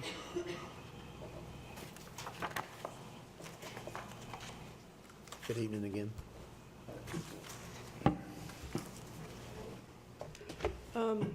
I was at the Planning Commission meeting when this came up, and because I was going to ask them the same thing I'm going to ask y'all, but it came up and they said, well, we don't have to discuss this, let's vote on it, and they voted on it. That's fine, because I know it always comes back to y'all anyway. But my question is, with the section of inappropriate materials, how do we ensure by this or by looking in y'all's faces and asking you, please, don't let there be any more corrugated metal on the sides of these downtown buildings. Every time I look at the back of that playhouse, it aggravates me because here's a it's not a recommended material, yet two sides of that are green corrugated metal. So I find that an embarrassment if we sit here and this is our crown jewel, as Mrs. Bryce called it. The back side of the crown jewel is an embarrassment. So how do we, in the discussion of inappropriate materials, put a little teeth in it? So when we're looking at all these new buildings downtown, that we don't walk around the back side of them and realize it's a facade. I'm going to ask Director Ryan Bland if he would to come up Okay, and address that. Thank you for asking the question.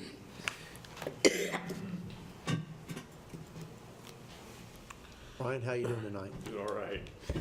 Mr. Mayor, so on that page, which would be the fourth page, it does, the specific language says inappropriate materials include simulated wood siding, corrugated metal as primary materials, and glass curtain walls.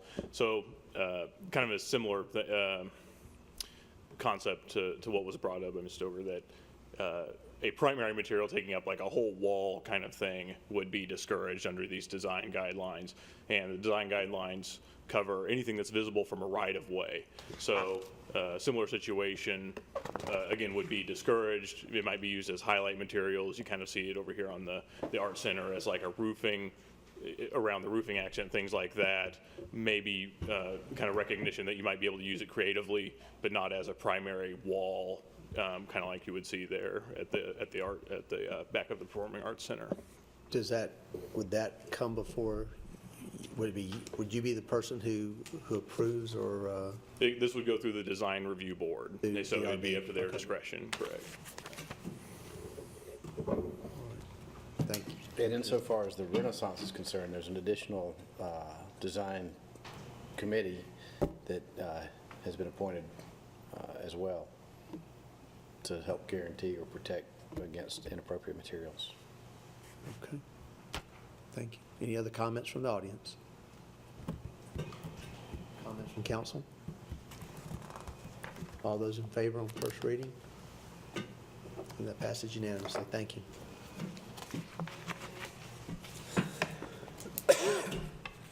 Number 5 under new businesses is first reading of an ordinance to amend the concept plan for the Ridge at Chucker Creek. Is there a motion? Mr. Mayor, I have an amendment to make to the stated motion.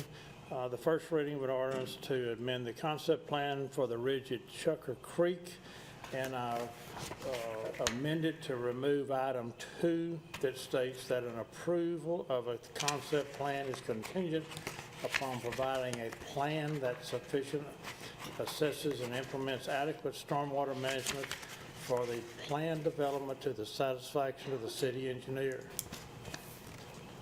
As a comment to that, that's the developer's responsibility. It's not the new buyer's responsibility. And we've had this come before council several times before, putting conditions on a buyer that should be done by the previous owner, or in this case, who is the developer.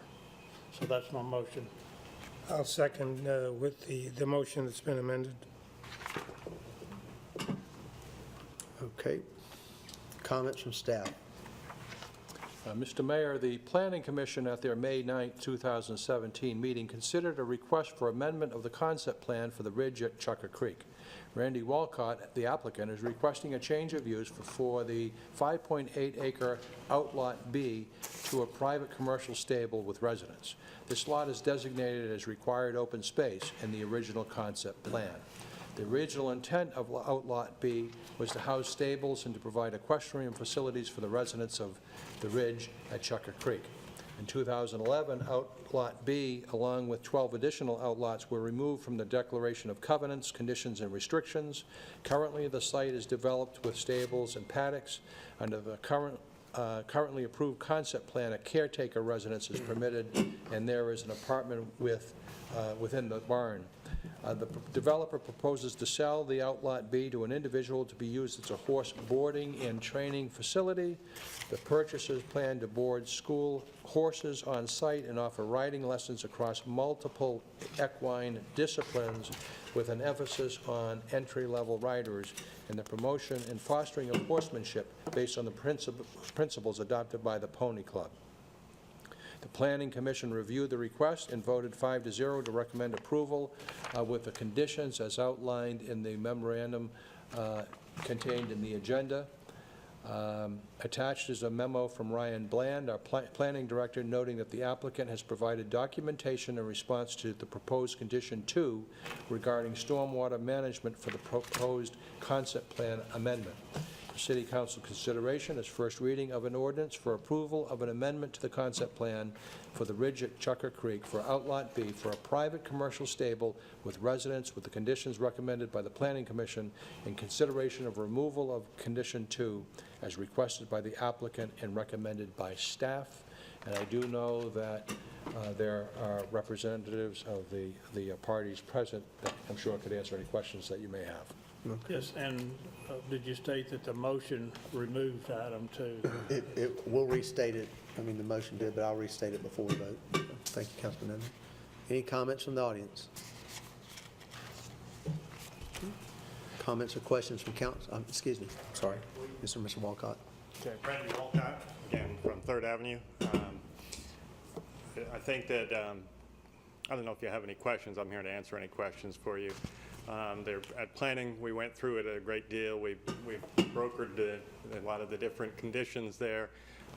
We're working towards all of the easements and retaining the other outlots back to from the developer to the homeowners association, and all the things that we talked about in planning. Those are all working in place. So we did receive really no opposition at planning. The community has been very welcoming of the young lady here who's going to be working there, and she's walked around and talked to them all, and I think it's a good thing. It's sitting there, it's a barn's been sitting there vacant for 8 years, and it's sort of an eyesore almost, and it's going to get worse, and this is just we think, a perfect solution to have it be put back into use what it was meant to be. So I look forward to having your approval. Thank you. Thank you for your comments, appreciate it. Any other comments from the audience? Comments or questions from council? Are there already some folks that have expressed interest in wanting to use this facility for the purpose identified? Are you the applicant? Yeah.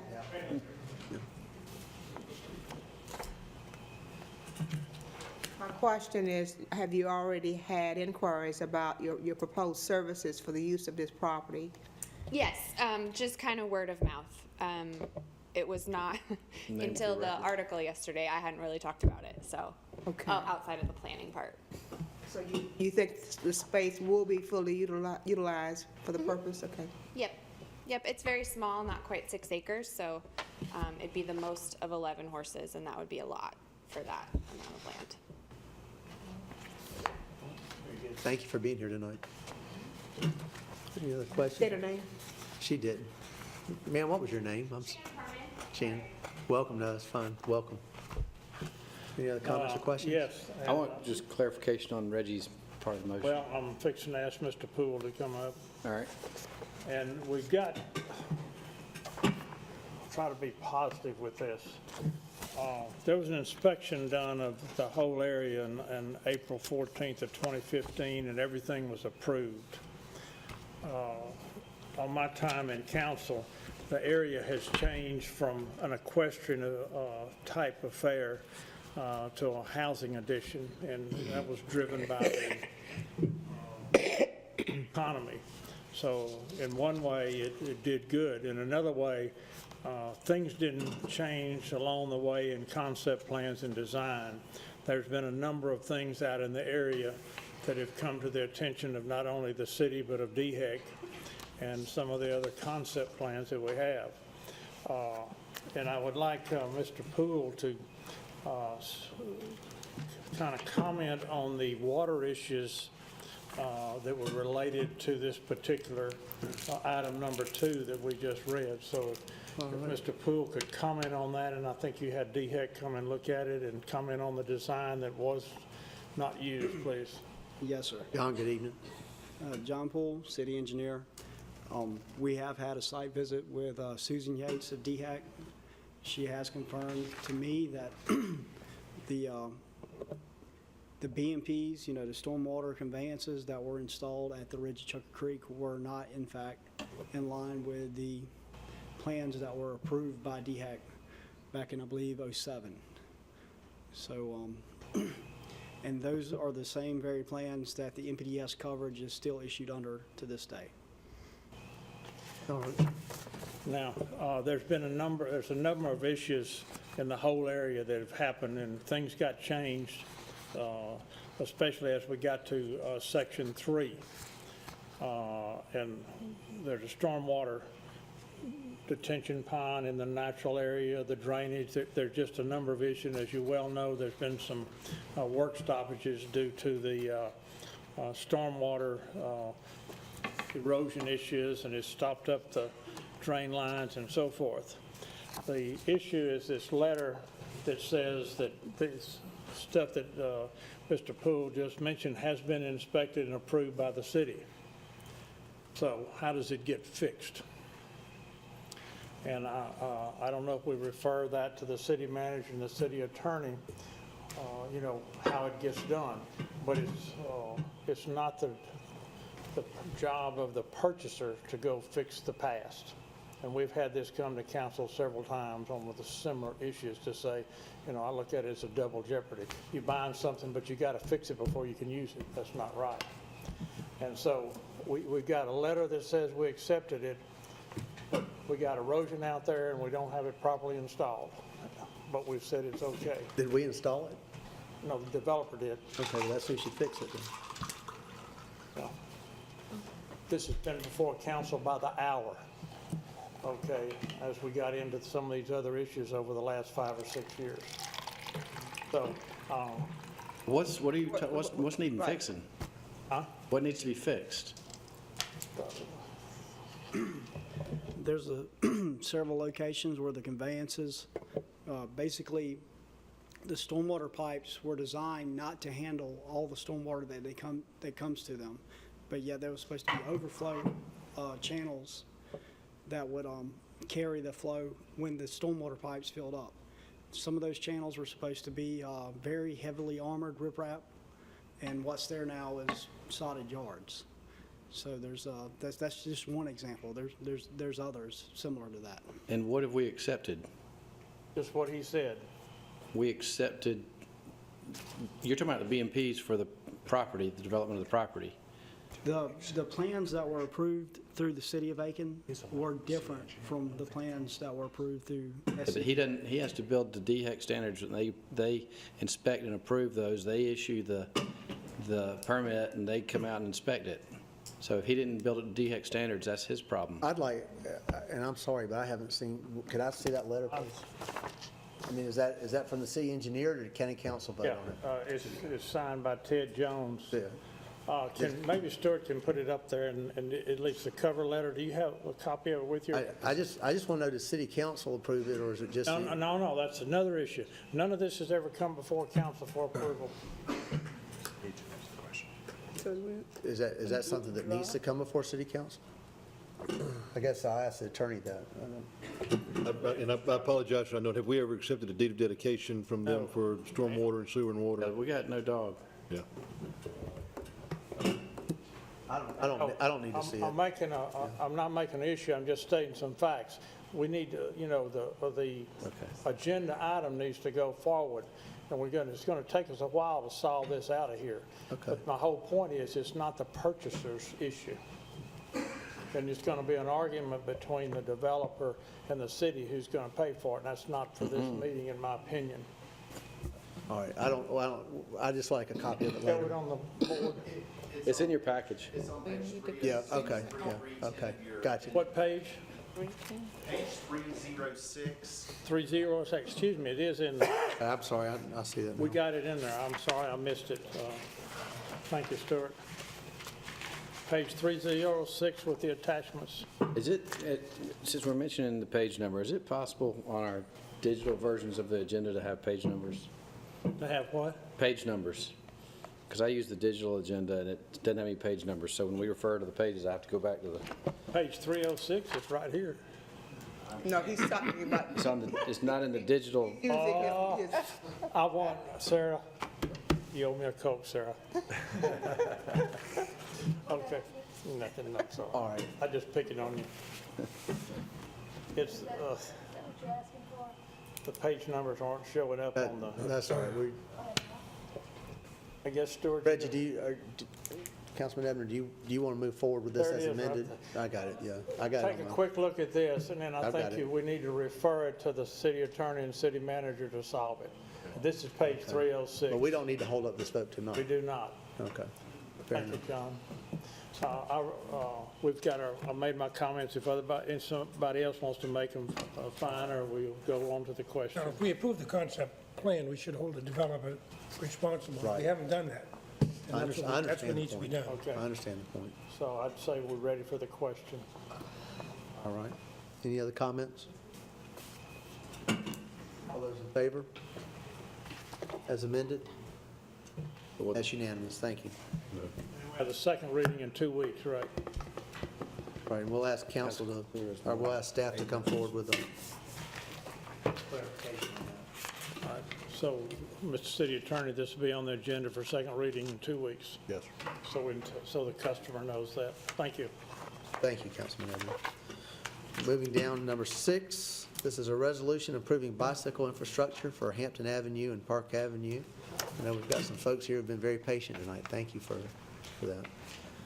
Is there a motion? I so move. Okay, we have a motion. Is there a second? second. We have a second. Comments from staff? Mr. Mayor, on May 9th, 2017, the Planning Commission considered a proposal to install bike lanes on Hampton Ave from Camellia Street to York Street and shared lane markings on Hampton Ave between York Street and Vaucluse Road. It is also proposed to install the shared lane markings on Park Ave from Hayne to Union Street. No parking spaces for motor vehicles will be eliminated by the installation of SLMs on Park Ave. The shared lane markings will consist of a combination of street signage and sharrow markings on the road surface. The placement of sharrows is within the travel lane, and bicyclists are to ride as near to the right side of the road as possible. The proposed projects were prioritized for funding as components of the Aiken County Urbanized Area South Carolina Bicycle and Pedestrian Plan developed by South Carolina Arts. The total project cost is $101,190.30. The City of Aiken has been awarded $81,522 in Federal Transportation Alternative Program funds to be applied towards the installation of bike lanes, shared lane markings, and bike route signage on Hampton and Park Aves. Planning Commission, according to the zoning ordinance, is required to hold a public hearing on the public project based on its consistency with the comprehensive plan. The Planning Commission held the public hearing at their May 9th meeting and has recommended by a vote of 5-0 that the City Council approve the proposed bicycle infrastructure for Hampton Ave and Park Ave, and that capital project sales tax 3 funds be used for the city's share of the cost of the project. For City Council consideration is a resolution approving the proposed bicycle infrastructure for Hampton and Park Avenues with the city's share of the cost of the project coming from capital project sales tax 3 funds. Fantastic. Thank you. Comments from the audience? Yes, ma'am. Good evening. My name is Betty Ryberg at 245 Berry Road. So thank you very much. I know it's a long meeting. You could put the timer on. I first want to say that when we went to the Planning Commission, I was shifting. I got into the bike lanes and the shared lanes for recreation and, just enjoyment and tourism purposes, and kind of the cachet factor that people are putting in bike lanes and they're attracting young people, and that was the whole aspirational city tour. But I've moved and a little bit of a larger picture because of two conversations. One I had before he died with Bruce Duchessois, who wanted to keep his facility in the closest proximity to where it is, because when I was running early in the morning at dark 30, there were people coming to work at those stables. And he said most of the people that I employ or that are employed in this area ride their bikes or walk to work, and they're not safe. He wanted to keep it there to make sure that those people, rather than move way out in the country, those people could still ride from where they lived to a place like Bruce's Field or to the stables in town. It kind of opened my eyes to the rest of us that drove here tonight, that I used to run into a fellow that worked for us named Bernard, and he would ride his bike everywhere. He didn't ever have a car, but he rode his bike for his employment. And I think keeping Hampton Avenue safe and keeping it as a connector to places in Aiken, and then connecting all of Aiken, is not just for somebody like me that gets on my bike with a basket and has a fun afternoon. It's for people that are riding their bicycles for a use of employment. The second thing is we had Rotary scholarships this year, and we have Rotarians here tonight on the City Council. And when we were reading those scholarship applications, 3 of the scholarship applicants rode their bicycles to jobs that were close to their homes. One of them worked at a veterinarian, one of them worked at Bilo, 2 of them worked at McDonald's, so 4 of them. They rode their bicycles. Those were not safe areas to ride their bikes, but that was their only means of transportation, and one of them had a parent that rode their bike to work at Bilo. So we have people separate from me that are riding their bikes for recreation. We have people that are using these bike lanes for safety purposes, and they deserve, I'm safe in my car. I deserve to be safe on a bicycle if I'm going for an employment. So I'm so happy that that as Councilman Price said, that those sidewalks are in on Hampton Avenue, and if we could put that bike lane in, and then the shared lanes, it doesn't impact parking, and it doesn't impact any of the traffic as shown in other cities, and it actually keeps people alert to the fact that there may be somebody there. And so whether it's dark and they're riding their bike, or whether it's light and I'm riding for recreational purposes, I hope that you approve those bike lanes, because it's for all of us. Thank you. Thank you, Ms. Ryberg. Any other comments from the audience? Yes, sir. Good evening again. Yes, sir. Good evening. Glenn Gorman, 662 Jefferson Terrace. I have a question first. The bike lanes on Camellia Street, how far do they go up? Or how far do they come down? Do they go from Camellia to York Street, but how far does up Camellia? From Buford to Camellia? We have that in our package. From Buford all the way up where it intersects with Buford, all the way up to York Street? I think he's coming. We'll have our city engineer. The bike lanes are currently proposed just from Camellia to York and from York to Vaucluse. Well, actually, bike lanes from Camellia to York, and then everything else will be shared. And from York to Vaucluse Road, and that's it. What I'm asking, Camellia starts at Buford. It starts At the right there where the traffic old light. money, where the For police pay- station right. is gonna be. So you're starting from there all the way up York Street to York Street, correct? On Hampton. Okay, then where it crosses York and goes into Hampton. No. We're on Hampton from Camellia to York, from York to Vaucluse. That's my question. It's Hampton, they're all in Hampton. The way the street go, I'm asking it goes. No. Where I see the signs for public information started at Saluda Street and Camellia. Sure. But as you come down Camellia, whereas you have, you come all the way down to Camellia and it stops Stewart. at, Can you clarify on the map? See right here, this is Camellia coming down. Talking about it's far to down, the Hampton, space and is then it goes right. from here on Hampton over to York. Okay, And then- no, what I'm asking, Where he talked about this is right where at it that starts, you traffic saying light. this is Camellia.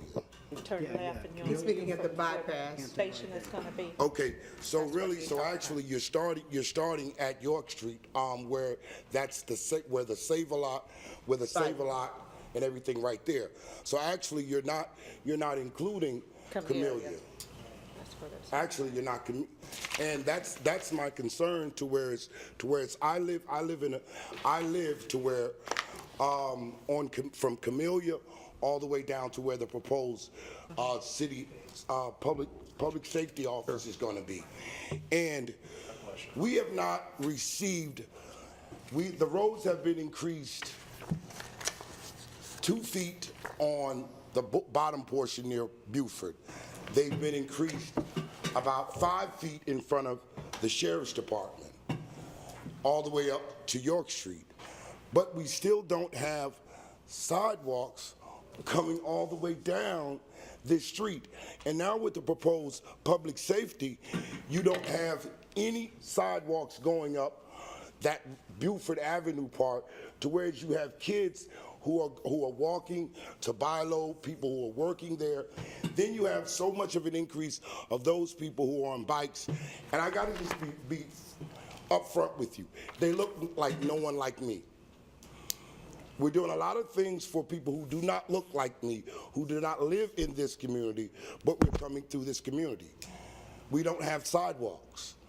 We're putting them in on Hampton. Okay, on this. Up to 6 but, points. But my question, even when we do that on Hampton, have we looked at how much the drainage is going to cost for drainage from when you come up to Hampton Avenue from Tennessee up to Vaucluse? Because because there's a lot of water within that area, and how much money will that cut out of the proposed budget for the sidewalks, the drainage, because you're going to have to do a lot of drainage, especially with the residents' homes to the right-of-way. Has anyone have any? We've budgeted enough to do sidewalks. It's basically from the, it's not VFW, what is the? Come out the drainage in Legion. front. It starts from Greenville Street. Well, it starts from York Street. There is sidewalks already. Right. From York Street to Greenville Street. Correct. The area that with Hampton that we're focusing on is from Greenville to the traffic light, where Trolley Line Road begins. Yes, It's Vaucluse Road, yes. That's all up past the new General Dollar. Right, the Dollar General. That's where the drainage issue. That entire area there has a very bad drainage problem.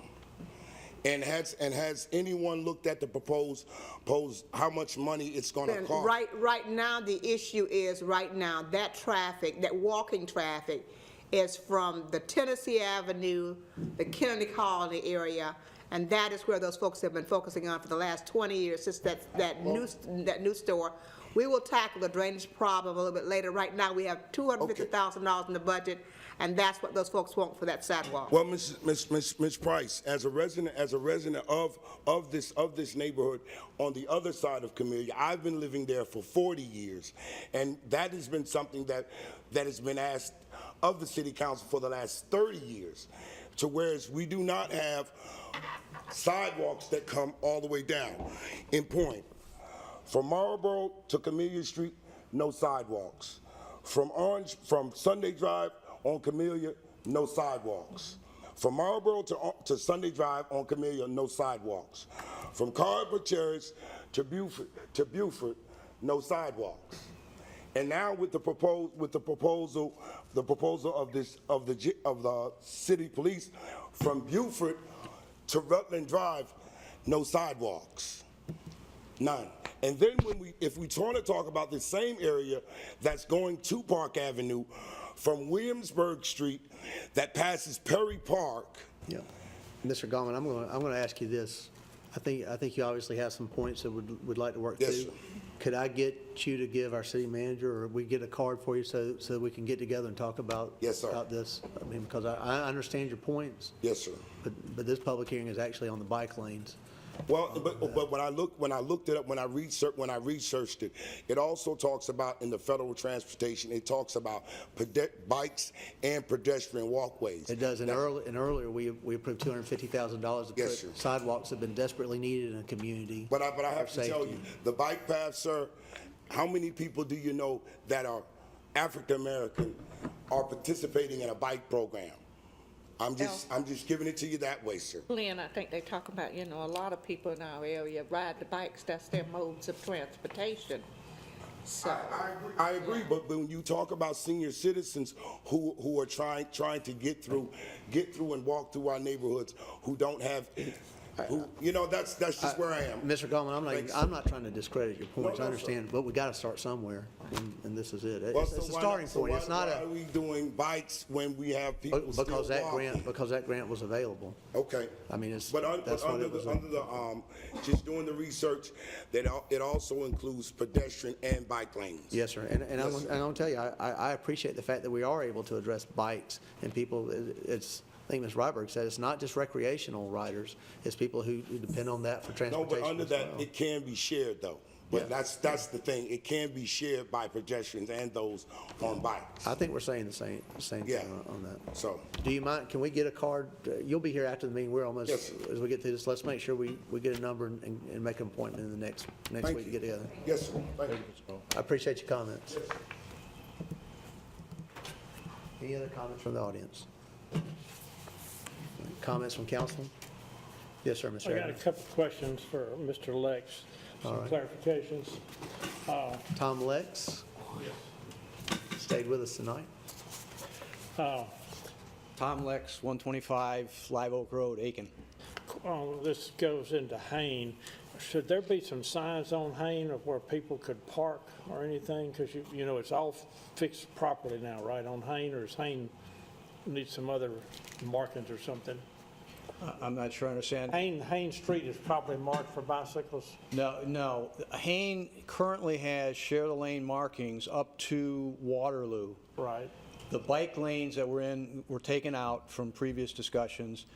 They were going to be replaced with share the lane markings, but that has not been totally resolved with DOT. The city needs to make a proposal to DOT on what we're going to do with the current white lines that are painted there, because they're not out far enough to legitimately call it parking space.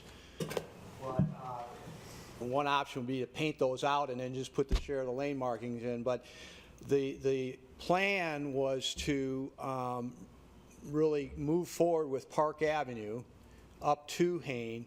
And then there's another project that we're working on with DOT, and it got approved in SC Arts, but we're looking at the feasibility to put bike lanes on Richland Avenue. Once those bike lanes and the share the lanes on Park were all nailed down, then we're going to go back and get the resolution of continuing with the share the lane markings on Hain Avenue. So that'll give us complete connectivity. Okay. Ultimately, USC Aiken to downtown Aiken, or USC Aiken to the downtown area. So that's the vision. I had in my mind that Hain was supposed to have been fixed a couple of years ago. We would have liked to have gotten it fixed, but it got hung up with DOT and having them approve the encroachment permit, leaving the white lines that are there in Kind place. of coming back to, all right, now, Silver Bluff. There's supposed to be, which type of marking, I forgot. Share the lane, sharrows. And they will be appropriate signage, because you're coming from an area, if you will, going out of town, you're coming down a 4-lane and you hit the lines. And then, so you got the lines going down to the village down there. When you're coming from Petticoat Junction, I assume there'll be some signs there, because you're coming in at 45 miles an hour. Well, when that was approved to put sharrows in, included with that approval was to reduce from Richardson Lake in, the speed limit will reduce to 35. Okay. So there'll be 35-mile-an-hour speed limit signs, obviously, from that traffic light there at Richardson Lake. Okay. And then the sharrows would be on the roadway all the way up to Indian Creek Trail. All right. And that's all part of the improvement project. All right. We'll have to be sure we get it right this time. Thank you. Thank you, Councilman Edmund. Any other comments from council? All right, all those in favor? And that's unanimous. Thank you.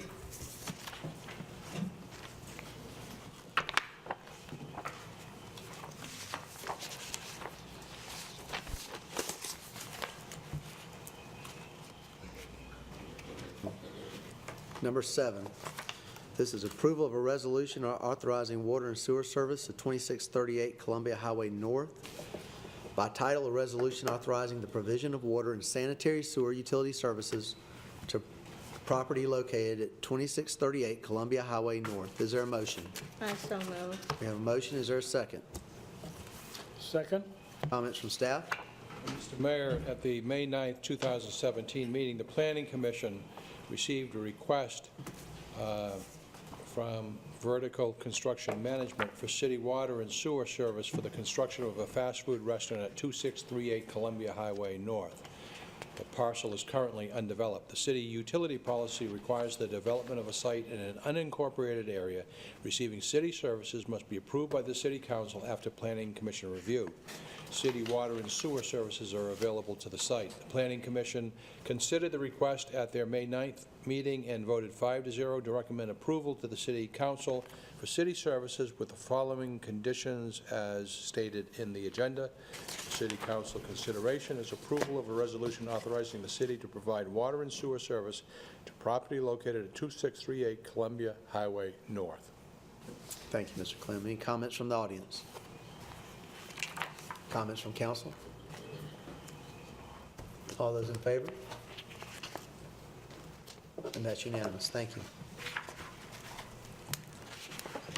Number 8, under new business, this is a first reading of an ordinance to approve the sale of 1147 Cornish Street Northeast and Crosland Park subdivision. Is there a motion? I so move.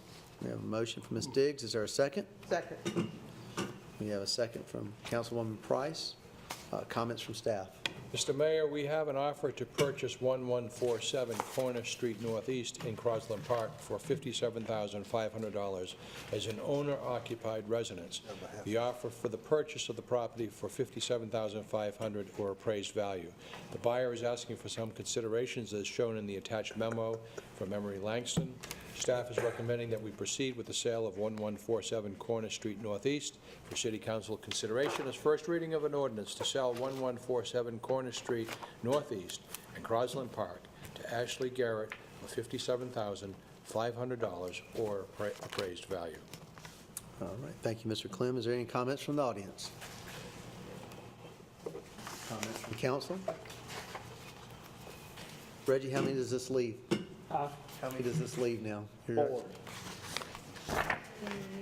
I do have on the attached memorandum, which is page 364, Mr. Mayor, from Emery to Stewart. It said they are asking for the closing costs, so I assume that is part of the, if you look at that, it says on the memo from Emery to Stewart. I'm going to ask Emery to come They are forward. asking for up to $2,500 closing costs prepaid and $1,000 for a 2-year home mortgage. That's part of our motion? That is not included in the 57. I mean, that's their offer, and then in addition to that, they would like to have $2,500 in closing and prepaid and $1,000 for a 2-year warranty. But that's not in our motion, or is that included in the motion?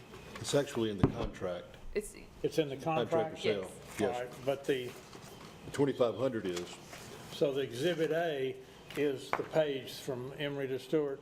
that's correct. Okay, I wanted to be clarification. Okay, thank you. I wanted to be sure. So the actual cost is 60, No, it goes the other, price goes down. The other way. okay, Price goes down. okay. We would just subtract from that. You subtract 2,500 and 1,000 from 57.5. I just wanted to be Good. sure. Thank you. Thank you, Emery.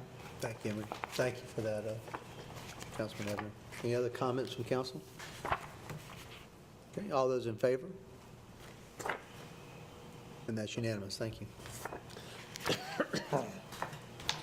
Number 9 under new business, this is approval of a resolution accepting a deed of dedication of utility lines and easement from Woodside Plantation Phase 4, Section 8, The Meadows. by title, a resolution authorizing the acceptance of a deed of dedication from reserve at Hollow Creek LLC. Is there a motion? So moved, Mr. Mayor. Thank you, Mr. Ebner. Is there a second? Councilman Homoki, thank you, sir. Comments from staff? Mr. Mayor, the Reserve at Hollow Creek LLC has requested the city to accept a deed of dedication for the water, sanitary sewer, and storm sewer systems and associated utility easements in Woodside Plantation Phase 4, Section 8, The Meadows. The engineering staff has inspected the existing infrastructure and has determined that it meets city requirements. They are recommending that the city accept the deed of dedication for the utility systems. For council consideration is a resolution to accept the water, sanitary sewer, and storm sewer systems and utility easements in Woodside Plantation, Phase 4, Section 8, The Meadows. Any comments from the audience? Comments from council? All those in favor? And that's unanimous. Thank you. Moving down to number 10 under new business. First reading of an ordinance to transfer 3 lots in Crosland Park to Second Baptist Community Development Corporation. By title, an ordinance approving the sale of 3 properties in Crosland Park to the Second Baptist Community Development Corporation. Is there a motion? I so move. Second, Mr. We have a Mayor. motion and a second. Comments from staff? Mr. Mayor, the Second Baptist Community Development Corporation has expressed an interest in acquiring 3 additional city-owned properties in Crosland Parks. The properties are 864 Alfred, 748 Schroeder, and 675 Aldrich. Staff is recommending that the city transfer these properties to Second Baptist CDC for $1 per property. Second Baptist has been a longtime partner of the city in the Northside revitalization and has a proven track record with other housing partners in working to develop and provide affordable and workforce housing.